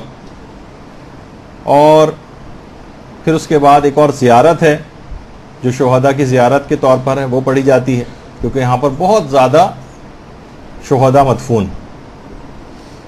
اور یہاں پر بہت زیادہ قبریں ہی قبریں. اس میں مقامی علماء بھی ہیں, اور اس میں باہر کے جو افراد ہیں بہت سے زائرین بھی یہاں پر دفن ہوئے ہیں. ویسے ہی اتنی زیادہ ایسی جگہ ہے کہ کسی جگہ لکھی ہوئی تو نہیں ہے, لیکن وہاں کے مقامی علماء نے یہ بات بتائی ہے کہ یہاں پر ایک قبر کی جگہ کی جو قیمت ہے تقریباً 1.5 کروڑ پاکستانی کے برابر ہے. البتہ کہا کہ اس کو بہت زیادہ نہ سمجھا جائے, جو اس کی فضیلت ہے 1.5 کروڑ 1.5 روپے کے برابر بھی اس کے مقابلے میں نہیں ہے. بہت سے لوگوں جب یہ بات سنتے ہیں تو کہتے ہیں اچھا اس کا مطلب جو مالدار ہے وہ صرف اس شرف کو حاصل کر لے گا, جو غریب لوگ ہیں وہ بیچارے کیا کریں. دیکھیے اعمال اگر اچھے ہوں تو کسی بھی جگہ یہاں پر بھی کہیں دفن کر دی جائیں, کسی کوڑے کے ڈھیر پہ بھی پھینک دیا جائے معاذ اللہ شہید کر کے یا کسی بھی طرح سے, تو بھی ان کے جوار میں پہنچا دیے جائیں گے. اور کوئی طاقت کے بل پہ کوئی ظالم بالفرض اگر وہاں پر مدفون بھی ہو جائے تو نوقالہ فرشتے ہیں جو اس کو اٹھا کے نکال کے باہر پھینک دیتے ہیں, یا اپنے مقام پر چلا جاتا ہے وہ, اور یہاں پر ٹھہر نہیں پاتا تو کروڑوں کی اگر جگہ لے بھی لے. لیکن بہرحال جو ایک عام گناہ گار ہے, جو ظالم نہیں ہے, جو اپنے آپ کو کروانا چاہتا ہے, بخشوانا چاہتا ہے, تو بہرحال ایک بہت فضیلت تو ہے کہ امام کی قبر کے اتنا قریب اس قبرستان کے اندر جہاں شہداء ہیں, علماء ہیں, مجتہدین ہیں, اور کتنے کیسے ایسے افراد ہیں جو وہاں پر موجود ہیں. شہید خاص طور پر ان کی تصویریں بھی وہاں پر لگی ہوئی ہیں, علماء کی تصویریں بھی وہاں پر لگی ہوئی ہیں, اور بہت سے ایسے شہداء بھی وہاں پر ہیں جن کے بہت صحیح و سالم لاشیں 10-10 20-20 سال کے بعد بالکل ویسے ہی نکلیں. تو بہرحال اندر بھی آپ دیکھیں گے تو قبریں ہی قبریں, لوگ یہاں پر آتے ہیں, اور بہت زیادہ لوگ سب سے پہلے ہی جاتے ہیں. جو وہاں پر سوال اٹھتا ہے کہ قبروں پر چلنا کیسا ہے, قبروں پہ اس طرح کے جو نام لکھے ہوئے ہیں وہ کیسے ہیں, کیونکہ ایرانی یا حتیٰ کہ بہت سارے صاحبان علم بھی وہاں پر اس انداز سے ان کے اوپر چل بھی رہے ہیں اور ان کے اوپر قبروں کے اوپر بیٹھے ہوئے بھی نظر آتے ہیں بعض اوقات. تو لوگوں کو یہی اعتراض ہوتا ہے کہ ان ناموں کے اوپر چلنا یا بیٹھنا اس لحاظ سے کیا ہے. تو دیکھیے سب سے پہلی بات تو یہ قبروں کے اوپر چلنا حرام نہیں ہے. یہ تو خیر کنفرم بات ہے, کسی نے بھی اس کو حرام قرار نہیں دیا. البتہ یہ ضرور ہے کہ قبروں پر چلنا مکروہ ہے. آغا سیستانی نے فرمایا کہ معروف یہی ہے کہ قبروں پہ چلنا مکروہ ہے, اور دیگر علماء کا بھی یہی نظریہ ہے. کچھ نے یہ شرط لگائی ہے کہ اگر بلا ضرورت چلنا مکروہ ہے, لیکن ضرورت ہو تو پھر کراہیت ختم ہو جاتی ہے, لیکن حرام پھر بھی نہیں. جو علماء اس کے قائل ہیں کہتے ہیں کہ باقاعدہ بہت سے علماء کی تو وصیتیں ہیں کہ ہم ایسی جگہ دفن کیا جائے کہ جہاں طالب علم میری قبر کے اوپر چلتے ہوئے جائیں, زائرین میری قبر کے اوپر چلتے ہوئے جائیں. کچھ علماء کا رجحان اس پہ ہے کہ کچھ شاید روایات بھی اس کی تائید کرتی ہیں کہ مردے کو اس سے بہت زیادہ آرام ملتا ہے. جس طریقے سے کوئی جسم کسی کو دبایا جائے تو اس کو ایک آرام ملتا ہے, اس طرح قبروں پر جو زائرین چلتے ہیں اس سے مردے کو ایک آرام ملتا ہے. بہرحال یہ جہاں تک فقہی مسئلے کا تعلق ہے تو قبروں کے اوپر چلنا مکروہ بھی ہے, قبروں کے اوپر بیٹھنا بھی مکروہ ہے. تو یہ ایک دماغ میں رہے کہ بہرحال جو فتوے ہیں وہ تو یہی ہیں. اچھا, بہت سے لوگ ظاہر ہے کہ جو خاص طور پر انڈیا پاکستان وغیرہ کے افراد ہیں ان کا تو دل بھی نہیں مانتا ہے, اور بڑے احتیاط کے ساتھ کہ ہمارا کسی قبر کے اوپر جو نام لکھے ہوئے ہیں اس کے اوپر پاؤں وغیرہ نہ آ جائے, تو اس میں احتیاط میں کوئی ایسا مذائقہ بھی نہیں ہے. اور بعض اوقات لیکن ہم خود بھی دیکھتے ہیں کہ رہبر معظم جی جب قبرستان وغیرہ جاتے ہیں تو قبروں کے بالکل جو درمیان والی جگہ ہوتی ہے کہ کسی جگہ پاؤں نہ پڑے, بڑی احتیاط کے ساتھ اسی جگہ پہ چلتے ہوئے جاتے ہیں قبروں کے اوپر. اس لحاظ سے ناموں کے اوپر پاؤں, تاکہ ایک ظاہر ہے کہ مختلف جس طرح کے نام ہمارے ہاں رکھے جاتے ہیں کہ معصومین کے نام بھی اس میں ہوتے ہیں, تو ایک احتیاط کا پہلو رہے تو اس کے اندر کوئی ممانعت والی بات نہیں. تو بہرحال اس کے بعد پھر اسی قبرستان میں جو ابھی آپ کے سامنے بہشت سامن الائمہ تھا, جب جائیں تھوڑا سا ہی آگے چلیں گے تو ایک سیڑھیاں سی نیچے آئیں گی. یہ سیڑھیاں نیچے کی طرف جا رہی ہیں, قبرستان کی قبریں اوپر تھیں, اب یہ سیڑھیاں اور نیچے انڈر گراؤنڈ جا رہی ہیں. یہاں پر کی ایک خصوصیت یہ جو اکثر زائرین مس کر جاتے ہیں وہ یہ کہ جو اترتے ہی اس کے بعد سیڑھیوں کے بعد ایک سامنے ایک دیوار سی آ جاتی ہے جہاں چند افراد آپ کو بیٹھے ہوئے بھی نظر آئیں گے. یہ چند اس وجہ سے بیٹھے ہوئے نظر آ رہے ہیں کہ ان کو باقی لوگوں کو پتہ نہیں. یہ جگہ امام کی قبر مبارک سے سب سے قریب ترین ہے, صرف چند میٹر کے فاصلے پر. باقی تو آپ جتنی بھی زری پہ جس جگہ بھی جاتے ہیں یا تو اوپر ہوتے ہیں تو بہت زیادہ نیچے, بہت زیادہ فاصلہ ہے.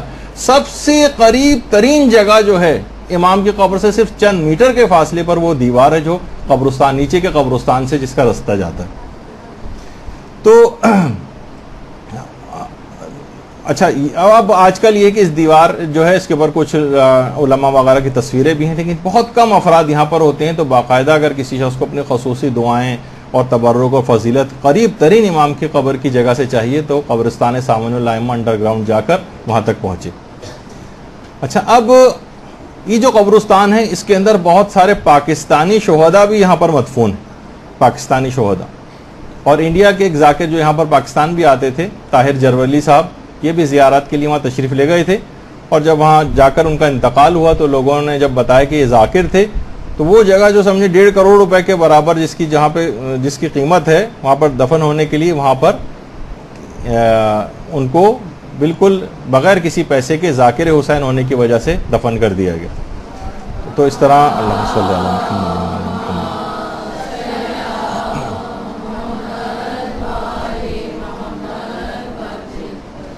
اچھا, اسی طرح سے پھر وہاں پر آیت اللہ شیخ حسن علی نخودکی اصفہانی کی قبر بھی, یہ صحن انقلاب کا جو شمالی حصہ ہے وہاں پر ان کی قبر ہے. یہ وہی ہیں کہ جنہوں نے امام خمینی کو کیمیا جو سکھائی تھی, اور جو سورہ طلاق کی وہ جو آیات اور آیت الکرسی وغیرہ کا جو عمل آپ کو بتایا تھا. اچھا, جب ان کا انتقال ہونے والا تھا تو ظاہر ہے کہ عام طور پر وہ جو مراجع ہیں وہ وہیں پر دفن کیے جاتے ہیں. تو انہوں نے باقاعدہ, لوگوں نے کہا ہمیں آپ کو دفن کرنا ہے, کہا میری ایک شرط ہے کہ مجھے تم کم سے کم 20 میٹر قبر کھود کے دفن کرو گے نیچے. 20 میٹر بہت ہوتا ہے, یعنی سمجھے کہ پانی نکل آئے اتنا نیچے. تو بہرحال کہا کہ لوگوں کو اس وقت بات سمجھ میں نہیں آئی, لیکن اب اتنے سالوں کے بعد اب پتہ چلا کہ شیخ حسن علی نخودکی اصفہانی نے کیوں, آخر جو وہاں کے مقامی علماء ہیں وہ بتاتے ہیں کہ کیوں ایسی انہوں نے وصیت کی تھی کہ مجھے اتنا زیادہ نیچے دفن کیا جائے. تو علماء یہی فرماتے ہیں کہ وہاں پر اب جب صحن کی ایکسٹینشن، یہ روضے کی ایکسٹینشن ہو رہی تھی، تو ظاہر ہے وہاں کھدائیاں ہوئیں کہ اب انڈر گراؤنڈ جو ہے وہ ایک نیچے ہال بنایا جائے گا اور اس کے بعد پھر پارکنگ بنائی جائے گی. تو نخودگی اصفہانی کو کیونکہ صاحب کرامت تھے، مستقبل کی بہت سی چیزوں کا علم ہو جاتا ہے، تو یہ تھا کہ جب یہ ایکسٹینشن ہوگی تو کھدائی کے اندر قبر کو کہیں اور منتقل کر دیں گے. تو پہلے ہی سے 20 میٹر نیچے دفن ہونے کی وصیت کر دی کہ اس کے بعد اب پارکنگ بھی وہاں پر بن گئی ہے اور انڈر گراؤنڈ بھی بن گیا، اس کے بعد بھی اس کی قبر ان کی اس کے وہیں پر موجود ہے. یہ سوچیں کہ اتنا پہلے سے صاحب کرامت ہونے کی وجہ سے بہت ساری چیزوں کا اس لحاظ سے علم ہوتا ہے، جو اس وقت باتیں سمجھ میں نہیں آ رہی تھی لیکن پھر بعد میں سمجھ آتی. تو بہرحال اس لحاظ سے ان کی قبر ڈسٹرب نہیں ہوئی اور وہیں پر ہی صحن انقلاب کا جو شمالی حصہ ہے وہیں پر یہ اب بھی مدفون ہے اور ان کی قبر کو منتقل نہیں کیا جا سکا. اچھا اب آ جائیے کچھ خاص، یہ ان کی قبر کا باہر ایک نام اور وہ سب کچھ بھی لکھ کے لگایا ہوا ہے تاکہ اگر آپ جانا چاہیں تو وہاں پر جا سکتے ہیں. زیارت قبر امام علی رضا کے آداب اور مستحبات کیا کیا؟ بے حجابانہ اسی طریقے سے منہ اٹھا کے وہاں پر نہیں چلے جانا چاہیے، اس سے کچھ آداب ہیں. دیکھیے پہلا ادب تو یہ ہے کہ انسان گھر سے ہی سفر زیارت پر جانے سے پہلے غسل کرے. جس وقت آپ سفر کے لیے نکلنے لگیں اس سے آدھے ایک گھنٹے پہلے کہ اب بس ہم جا رہے ہیں، اب ہماری فلائٹ ہے وہاں جانے کے لیے، ایک غسل زیارت امام رضا کے لیے گھر سے کریں. یہ آداب میں شامل ہے اس کے. پھر اس کے بعد جب وہاں پہنچ جائیں گے تو حرم میں زیارت پر جانے سے پہلے اپنے ہوٹل سے غسل کریں، حدث اکبر و اصغر سے انسان اپنے آپ کو پاک کرے، وضو غسل وغیرہ کرے، اس کے بعد پھر حرم کی طرف جائے. اور عام طور پر وہاں ایک مسئلہ خواتین کے ساتھ بہت زیادہ پیش آتا ہے اور بہت سے قافلوں کے اندر تو تمام کی تمام عورتیں ائمہ کے حرموں میں اس طریقے سے آزادانہ آ جا رہی ہوتی ہیں، ان کو پتہ نہیں چل رہا ہوتا کہاں تک ہم جا سکتے ہیں اور کہاں تک نہیں جا سکتے. تمام علماء نے فرمایا کہ احتیاط واجب یہ ہے کہ حائضہ عورت جو امام کی قبر مبارک جس کمرے میں ہوتی، احتیاط واجب ہے کہ وہاں نہ جائے. البتہ جو رواق جو قبر کے کمرے والے سے جو باہر کا جو ایک برآمدے والا حصہ ہوتا ہے وہ، اور جو صحن ہے وہاں پر عورتیں حائضہ جا سکتی ہیں. اور مساجد میں بھی ایک دروازے سے داخل ہو کر دوسرے دروازے سے باہر نکل سکتی ہیں. مثلا کہیں جا رہی ہیں، بیچ میں کوئی مسجد پڑ گئی تو آپ ایک دروازے سے داخل ہو کر دوسرے دروازے سے باہر نکل جائیں. بس احتیاط واجب یہ ہے کہ امام کی قبر مبارک جس کمرے کے اندر ہے بس اس وہاں پہ دور سے آپ زیارت کر سکتی ہیں، صحن سے کر سکتی ہیں، کسی ایسی جگہ سے کر سکتی ہیں کہ جہاں سے قبر یا زری جو آپ کو نظر آتی رہے، لیکن اس جگہ اس کمرے کے اندر احتیاط واجب ہے کہ نہ جائیں. اچھا یہ والا جو حکم ہے یہ اماموں کے لیے ہے صرف. البتہ مسجد نبوی اور خانہ کعبہ کے اندر تو ایک دروازے سے داخل ہو کے دوسرے دروازے سے باہر نہیں جا سکتی، داخل ہی نہیں ہو سکتی. البتہ یہ حکم امام زادے جتنے ہیں وہاں کے لیے نہیں، حتیٰ کہ حرم معصومہ کے اندر بھی جا سکتی ہیں ان کی قبر کے، لیکن علماء نے کہا ہے کہ بہتر ہے کہ نہ جائیں. البتہ کچھ علماء ایسے بھی گزرے ہیں جیسے آغا بہجت وغیرہ، وہ احتیاط واجب لگا کے حرم معصومہ میں بھی جانے کو جائز نہیں سمجھتے تھے. لیکن اس سے تھوڑا سا پہلے صرف وہ تو چھوٹا سا ہی کمرہ ہوتا ہے، اس کی ان کی قبر دور سے بھی نظر آ رہی ہوتی ہے زری، تو آپ وہاں صحن میں کھڑے ہو کر بس مسجد کے اندر ایک تو قیام نہ کریں، ایک دروازے سے داخل ہو کے دوسرے سے نکل جائیں، یا کسی ایسی جگہ کا انتخاب کر لیں کہ جہاں پر جو کہ مسجد میں شمار نہ ہو اور حرم میں خاص وہ کمرہ کہ جہاں پر قبر ہوتی ہے وہ نہ ہو. تو امام زادوں کا یہ حکم نہیں ہے، وہاں پر بھی جا سکتے ہیں. بہت سارے وہاں امام زادوں کے روضے اور قبریں وغیرہ ہیں، وہاں پر جا سکتے ہیں. اچھا اس کے بعد کوشش کریں کہ جب سے آپ کی فلائٹ ہو، جب تک آپ وہاں پہنچیں، کہ مسلسل سفر میں درود و سلام پڑھ کر امام کو ہدیہ کرتی جائیں. اللہم صلی علی محمد و علی محمد.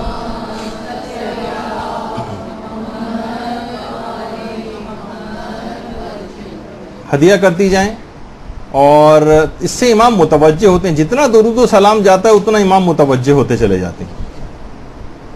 اور خاص طور پر خواتین پورے سفر میں حجاب کا بڑا سخت خیال رکھیں. بہت ساری چیزوں کو دیکھ کر اب ظاہر ہے کہ باطل جس اعتبار سے ایک حکومت اسلامی وہاں پر قائم ہے چاہتا ہے کہ کسی طریقے سے ان کے بعض افتخارات کو ختم کریں. بے حجابی پھیلانے کی کوشش بھی کی جاتی ہے.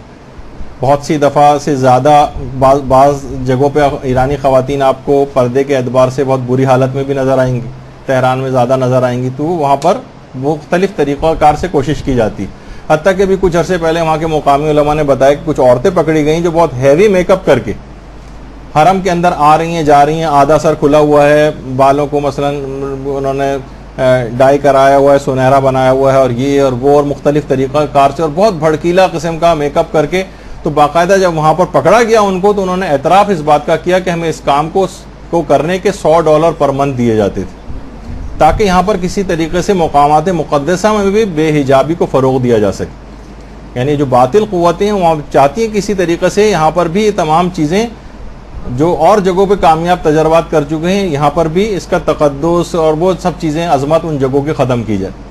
تو غریب عورتیں ہیں، بعض اوقات وہ لوگ ان چکر میں آ جاتے ہیں کہ $100 پر منتھ ان کو صرف اس کام کے لیے دی جاتے ہیں کہ زیادہ سے زیادہ اپنے آپ کو اس طرح کے میک اپ کرو اور لوگوں میں آؤ جاؤ ایکسپوجر تمہارا زیادہ ہو. تو بہرحال اس لحاظ سے آپ دیکھیں کہ یہ سب چیزیں وہاں پر ہوتی ہیں. تو حجاب کا خصوصاً آپ کو خود بھی خیال رکھنا ہے وہاں پر. اور آداب میں سے ہے کہ ہلکے رنگ کا نیا اور پاکیزہ لباس پہنے. چلیں اگر کوئی نیا نہیں بھی ہے تو کم سے کم ہلکے رنگ کا ہو. البتہ خواتین کے لیے کالی چادر کا حجاب یہ سب سے زیادہ پسندیدہ شمار کیا گیا. بعض اوقات کچھ اور رنگین وغیرہ اس طرح کی چادریں ہوتی ہیں تو بعض اوقات بہت سے دروازوں پر ان کو پکڑا بھی جاتا ہے. اور آج کل اگر کوئی ہیوی میک اپ کر کے جا رہا ہے تو وہاں پر میک اپ ریموول کا ایک سامان بھی رکھا ہوا ہے وہاں پر، وہ زبردستی ان کا میک اپ صاف بھی کروائے جاتے ہیں وہاں پر. تو آپ میں سے کوئی اس قسم کی زحمت کر کے نہ جائے وہاں پر، ورنہ صاف کر دیا جائے گا. اچھا، اسی طرح سے امام حسین کی زیارت کے علاوہ باقی جتنے ائمہ ہیں ان کی زیارت کے لیے خوشبو لگانا جو ہے وہ آداب میں شامل ہے. صرف امام حسین کی زیارت کے آداب میں کہ خوشبو نہ لگائی جائے، باقی تمام ائمہ کی زیارت کے لیے خوشبو لگائی جا سکتی ہے. البتہ خواتین اس لحاظ سے اپنی احتیاط کریں جو خوشبو کے ضمن میں خواتین کے جو الگ سے کچھ فقہی احکام.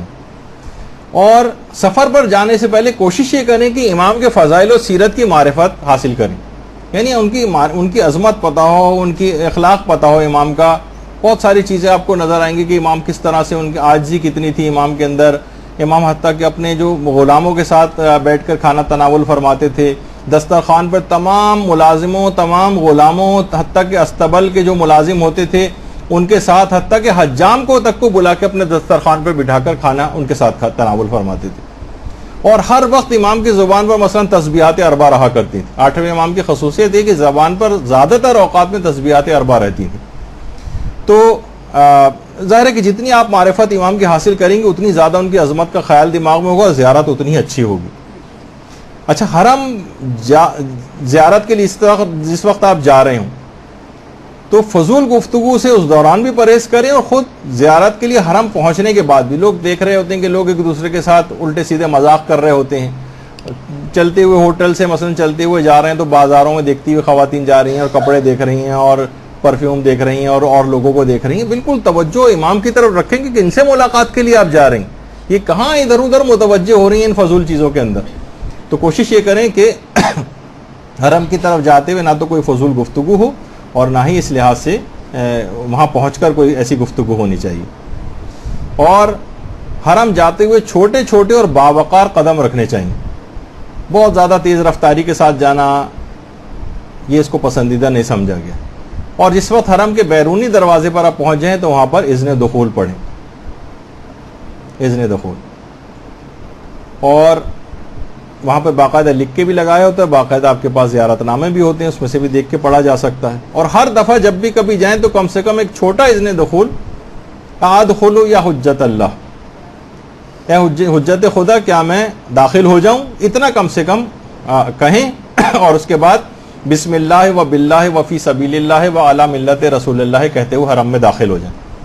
یہ وہ کلمات ہیں کہ جو کہ بستر شہادت پر امیر المومنین مسلسل اور بار بار تلاوت فرما رہے تھے. بسم اللہ و باللہ و فی سبیل اللہ و علی ملت رسول اللہ. اچھا، جب وہاں پر پہنچے تو روضے کی چوکھٹ پر یہ جو دروازہ ہے اس کو بوسہ دیں. بہت بڑے بڑے علماء دروازے کو چوکھٹ کو بوسہ دیتے ہیں اور یہ آداب میں شامل ہے. اسی طرح سے کتنی بڑی سعادت آپ کو ملی ہے تو قبلہ رخ ہو کر اللہ کے لیے ایک سجدہ شکر بھی ادا کریں، سجدہ شکر. اور داخل زیارت ہوتے وقت جو آداب میں سے ہے وہ دایاں پاؤں پہلے رکھیں اور باہر آتے وقت بایاں پاؤں پہلے باہر نکالیں. اس کے بعد سب سے حساس ترین مرحلہ وہ ہوگا جس وقت قبر یا ذریعہ امام کے سامنے انسان پہنچ جائے. درود بھیجیے محمد و علی محمد صلی اللہ علیہ وسلم.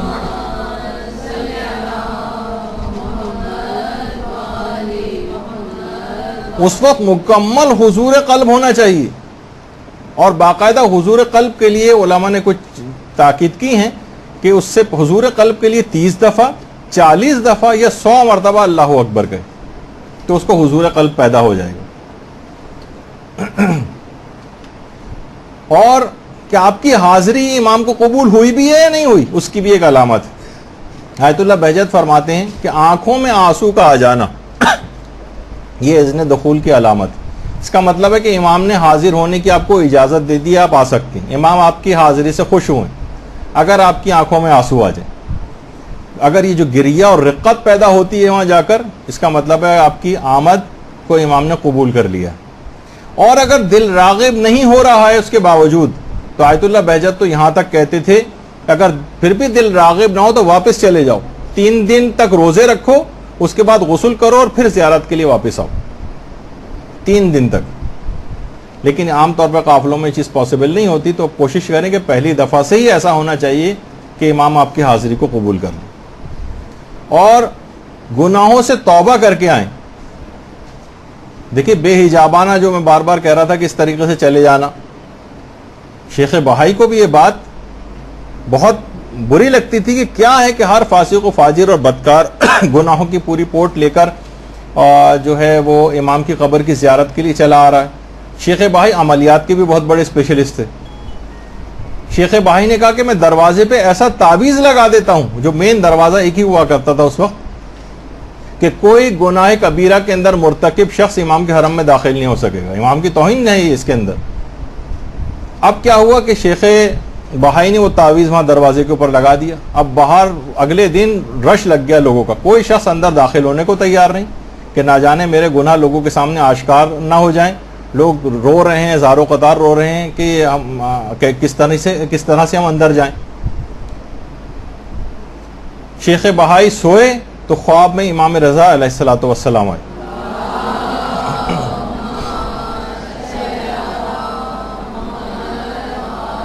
اور وہی ناراضگی سے شیخ بہائی کے سلام کا جواب دی اور کہا کہ اے بہائی، گناہگار اگر ہمارے در پر نہیں آئیں گے تو ہمارے در کے علاوہ اور کون سا در ہے کہ جہاں پر جائیں گے؟ ہم تم سے خوش ہیں تمہارے کام سے، لیکن تمہارے اس عمل سے ناراض ہیں کہ تم نے اس طرح کا ایک تعویذ یہاں پر لگایا ہے.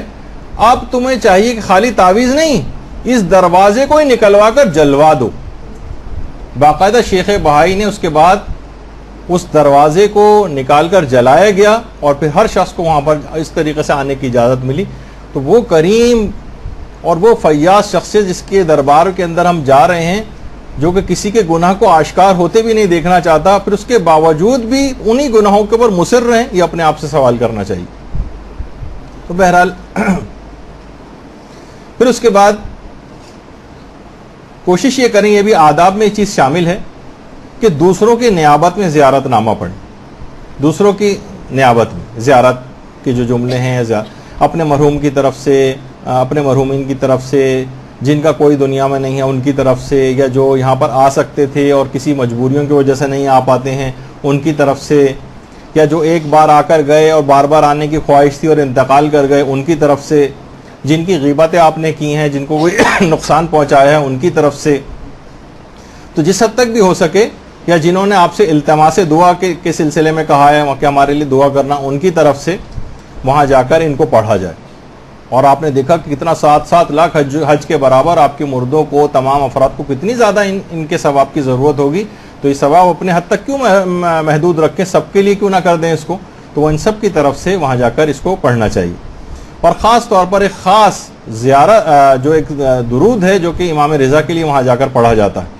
اللہم صلی علی علی ابن موسیٰ الرضا المرتضی الامامت تقی النقی وحجتک علی من فوق الارض ومن تحت الثری الصدیق الشہید صلاة کثیرا تعمتا ذاکیتن متواصلتن متواترتن مترادفتن کافضل ما صلیت علی احد من اولیائک.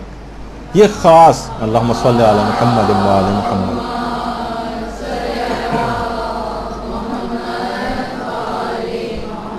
یہ خاص طور پر وہاں پر پڑھا جائے. اور کوشش یہ کریں کہ زیارت پڑھتے وقت آپ کا منہ قبر مبارک کی طرف ہو، قبر کی طرف ہو، اور پیٹھ جو ہے قبلے کی طرف ہو. اور کوشش کریں کہ قبر کے سامنے جو بھی دعائیں آپ پڑھیں یا جو زیارتیں آپ پڑھیں، حتیٰ کہ اذان بھی اگر کوئی شخص دے رہا ہے تو اس کے لیے بھی ہے کہ وہاں پر آواز کو کم رکھے. امام کے سامنے جوار میں موجود ہیں، وہاں اکثر لوگ بہت زور زور سے آوازیں، خواتین بہت زیادہ عجیب و غریب آوازیں نکال رہی ہوتی ہیں، بعض اوقات چیخنے چلانے کی بھی آوازیں آ رہی ہوتی ہیں، تو وہاں پر احتیاط کرنی چاہیے. اچھا، اسی طریقے سے جو خاص طور پر کچھ ایسی معصورہ زیارات اور دعائیں ہیں ان کو خاص طور پہ پڑھیں. اور علماء فرماتے ہیں کہ زیارت امین اللہ پڑھنے کا وہاں پہ بہت زیادہ ثواب ہے، حرم میں اکثر و بیشتر وہاں پر پڑھی بھی جاتی ہے. اور دوسری زیارت جامع کبیر پڑھنے کا بہت زیادہ ثواب ہے. اور اس کے بعد نماز زیارت پڑھی جائے، جس کی پہلی رکعت میں زیادہ بہتر ہے کہ الحمد کے بعد سورہ یاسین اور دوسری رکعت میں الحمد کے بعد سورہ رحمان پڑھی جائے. اچھا، زیارتیں جو نماز زیارت جتنی بھی ہیں یہ امام زادوں میں سوائے حضرت ابو الفضل العباس کے اور کسی امام زادے کے لیے نہیں. درود بھیجیے محمد.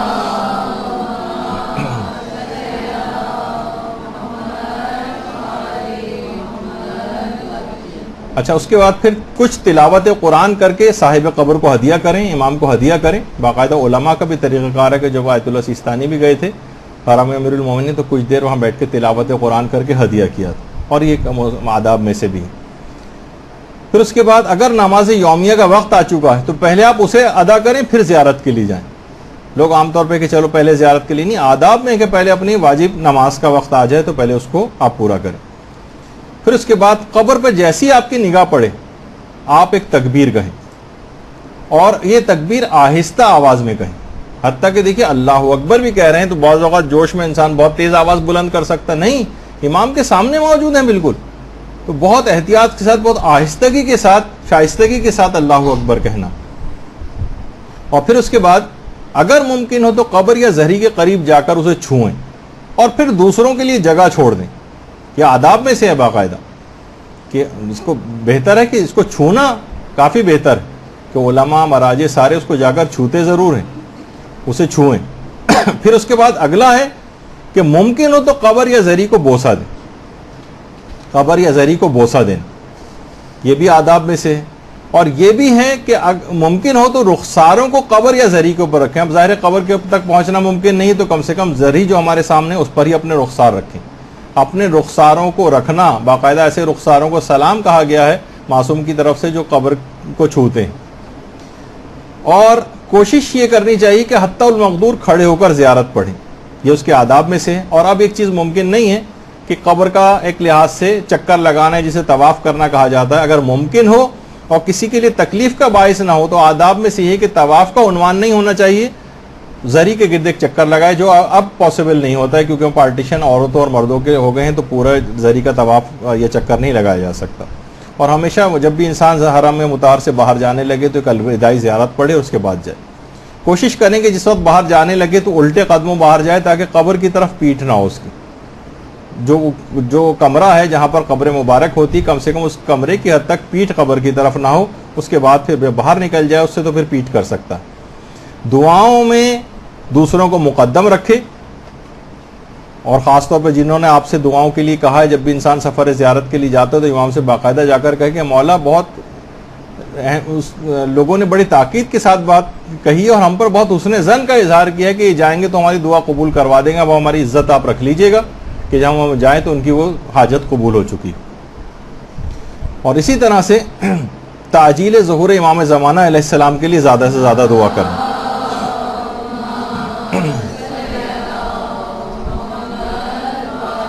جب انبیاء آتے ہیں تو خود سوچیے امام زمانہ امام رضا کی زیارت کے لیے کتنا آتے ہوں گے. وہاں کے مقامی علماء بتاتے ہیں کہ باقاعدہ جو مسجد گوہر شاد ہے وہاں پر اس کا جو صحن ہے، اس کی جو سامنے ہے آپ کے، اس میں یہ صحن میں جو دفتر نزورات ہے جو لکھا ہوا نظر آ رہا ہے، اس کے برابر میں سیدھے ہاتھ پر جو ایک جہاں پر یہ ویل چیئر نظر آ رہی ہے آپ کو، اکثر و بیشتر عرفا نے امام رضا کو امام زمانہ علیہ السلام کو امام رضا کی زیارت کے لیے اس راستے سے آتے جاتے دیکھا. اللہم صلی علی محمد.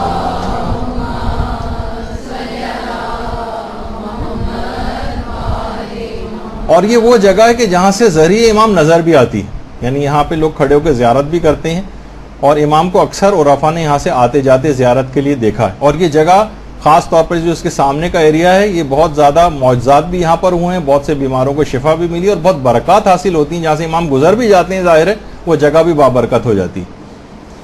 تو اس لحاظ سے اور پھر ایک اور آداب کے اندر سے ہے کہ بار بار زیارت کے لیے مشرف ہونے کی دعا اور انسان آرزو کرے کہ میں یہاں پر بار بار آؤں، اور خاص طور پر حرم کے خادموں کا شکریہ ادا کرے، انہیں سلام کرے، کیونکہ وہاں پر جو حرم کے خادم ہیں یہ خود بہت، ان کو آپ وہ نہ سمجھیں، اس میں بہت سارے ایسے افراد بھی ہوتے ہیں کہ جو کہ بہت دنیاوی لحاظ سے بڑے اونچے مقام کے، باقاعدہ ان کو باریاں نہیں ملتی ہیں. خاص طور پر یہ جو آپ کو کفشداری اور اس کے اندر جو آپ کو جوتے وغیرہ جو رکھتے ہیں، بہت سے تو زائرین کے جوتے صاف تک کر رہے ہوتے ہیں. تو یہ اس قسم کے افراد وہاں پر ہوتے ہیں، اور امام کی خود یہ مجاورت کرنا، ان کے ہاتھ سے باقاعدہ وہ جھاڑو یا صفائی کی چیز لے کے آپ تھوڑا سا کبھی سعادت بھی ان سے حاصل کر لیا کریں، دے دیتے ہیں عام طور پر. جیسے خود حرم امام حسین کے اندر یہ جو ڈاکٹر تیجانی سماوی ہیں، باقاعدہ وہ ویکیوم چلا کے صفائی وغیرہ کرتے ہیں. کوئی خدمت اور افتخار کا باعث ہے کہ امام کے روضے کی جو ہے وہ کوئی صفائی وغیرہ کرے. تو اس لحاظ سے اس پورے سفر میں کوشش کریں کہ انسان سفر زیارت میں بہت زیادہ لوگوں کے حقوق وغیرہ کا خیال کرے، اور اس دوران سفر بھی اور سفر کے واپسی پر بھی، کیونکہ ہم دیکھتے ہیں بہت ساری روایتیں ایسی ہیں کہ جب علی ابن یقطین حج سے واپسی پر امام موسیٰ کاظم علیہ السلام کی خدمت میں آئے تھے،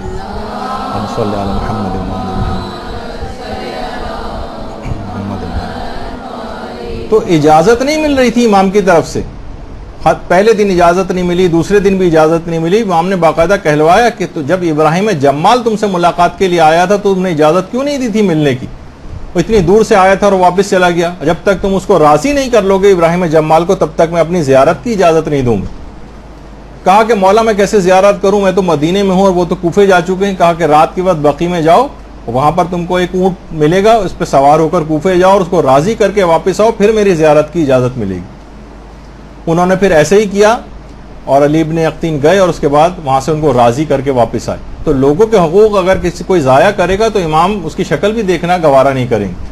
تو یہ آپ کو خاص طور پر خیال اس کے بعد بھی رکھنا ہے اور اس دوران بھی رکھنا ہے کہ لوگوں کے حقوق اس سلسلے میں پائمال نہیں ہونے چاہیے. تو اچھا، اب دیکھیے بہت ساری چیزیں ایسی ہیں کہ بہت سارے ایسے افراد بھی ہیں جو کہ امام کی قبر کی زیارت کو نہیں جا سکتے. تو اگر اس کا بھی ایک حل ہے آلٹرنیٹ، جیسے کوئی حج نہ کر سکے، اس کی استطاعت نہ ہو، تو اس کے لیے کوئی نماز جمعہ پڑھے. جس کو قبر حضرت زہرا معلوم نہ ہو، اس کے متعلق ملتے ہیں کوئی زیارت معصومہ قم کر لے. جو امام حسین علیہ السلام کی زیارت نہ کر سکے، وہ تہران میں شاہ عبدالعظیم کی روضے کی زیارت کر لی، جس کی تفصیل سب آگے چل کر آئیں گی اگلی نشست میں. تو اسی طرح امام نے فرمایا کہ اگر کوئی ہماری قبر کی زیارت کے لیے نہ آ سکے تو وہ صالح اور نیک مومنین کی قبور کی زیارت کرے، وہی ثواب اس کو ملے گا. اور کوشش یہ کریں کہ جب بھی زیارت نامہ پڑھیں وہاں پر دل سے پڑھا جائے، صرف الفاظ کی حد تک اس کو نہ رکھا جائے. اور خود حرم کے اندر جا کر بھی بہت سارے توسل والے اعمال ہیں جو کہ اس سے پہلے بھی آپ کی خدمت میں پیش کیے تھے، کہ 400 مرتبہ خاص طور پہ حرم امام رضا میں سورہ نور کی جو آیت نور جو 35 نمبر کی، اس کو 400 دفعہ پڑھ کے جو بھی امام سے دعا مانگتے ہیں وہ ضرور قبول ہوتی. اسی طریقے سے جو اللہ نور السماوات والارض سے جو شروع ہوتی ہے آیت نور 35 نمبر کی جو آیت ہے، وہ خاص طور پر. اور اس کے بعد جب بھی آپ جائیں تو درود کی ایک تسبیح پڑھ کر امام کو ضرور حرم میں ہدیہ کرنی چاہیے. اسی طریقے سے تسبیح حضرت زہرا بھی پڑھ کر ہدیہ کی جائے. تو ایک بات اور خاص طور پہ رہ گئی ہے، وہ یہ ہے کہ کوشش یہ کرے کہ زائر وہاں جا کر قبر امام کے پاس رونے میں مبالغہ نہ کرے، بہت زیادہ شدت کے ساتھ رونا. خود امام رضا نے اس کو منع کیا ہے کہ مجھے بہت زیادہ تکلیف ہوتی ہے اگر کوئی میرا زائر رونے میں مبالغہ کرتا، یعنی بہت زیادہ آہو فوغاں کرنا، رونا، اس سے امام بہت زیادہ بے چین ہو جاتے ہیں، تڑپ جاتے ہیں، غمگین ہو جاتے ہیں. خود امام رضا نے اس کو منع کیا. تو بہرحال اپنے کنٹرول رکھے، کچھ تو آنسو ظاہر آئیں گے، اس کے بغیر تو وہاں گزارا نہیں ہے، لیکن یہ کہ بہت زیادہ آہو فوغا کرنا یا مبالغہ کرنا اس کو منع کیا گیا. اور دیکھیے 3 موقعوں پہ امام نے کہا کہ میری شفاعت اس کو لازمی پہنچے گی. جو بھی مرنے کے بعد میری زیارت کرے گا 3 موقعوں پہ میں اس کی مدد کو پہنچوں گا. اس میں ایک تو ہے نامہ اعمال جس وقت ہاتھ میں دیا جا رہا ہوگا اس وقت کہ کتنا ایسا موقع ہوگا کہ بس اب فیصلہ ہو جائے گا ہمیشہ ہمیشہ کی زندگی کا کہ آپ کو کہاں جانا ہے, دائیں ہاتھ میں دیا جائے گا یا بائیں ہاتھ میں دیا جائے گا. اس موقع پر میں مومن کی مدد کو پہنچ جاؤں گا اپنے ظاہر کی. دوسرا, جس وقت پل صراط پہ چل رہا ہوگا اس وقت میں مدد کو پہنچوں گا, اور جس وقت میزان پر نامہ اعمال تولے جا رہے ہوں گے اس وقت اس لحاظ سے بھی مدد کو پہنچیں گے. ظاہر ہے جب خود سوچیں کہ 70,000 اور 7 لاکھ مقبول حجوں کا ثواب پہنچے گا آپ تک, تو کوئی امر مانے نہیں ہوگا کہ نامہ اعمال کا وہ پلڑا ایک دم سے نیچے کی طرف جھک جائے اور آپ کی عاقبت بخیر ہو جائے. تو اگرچہ آج زیارت کی بہت ساری تفصیل آپ نے دیکھا کہ بہت کچھ باقی, ابھی تو حرم کی اپنی ہی زیارت مکمل نہیں ہوئی ہے, چاہے جائے گا کہ اطراف حرم کی طرف ہم جائیں. تو انشاءاللہ کوشش کریں گے کہ آئندہ کچھ حرم کی جو باقی ماندہ زیارت ہیں اس کے بعد اطراف حرم کی زیارت وہ اگلی نشست کے اندر انشاءاللہ مکمل کی جائیں گے. وہ صلی اللہ علی محمد و آلہ الطیبین الطاہرین.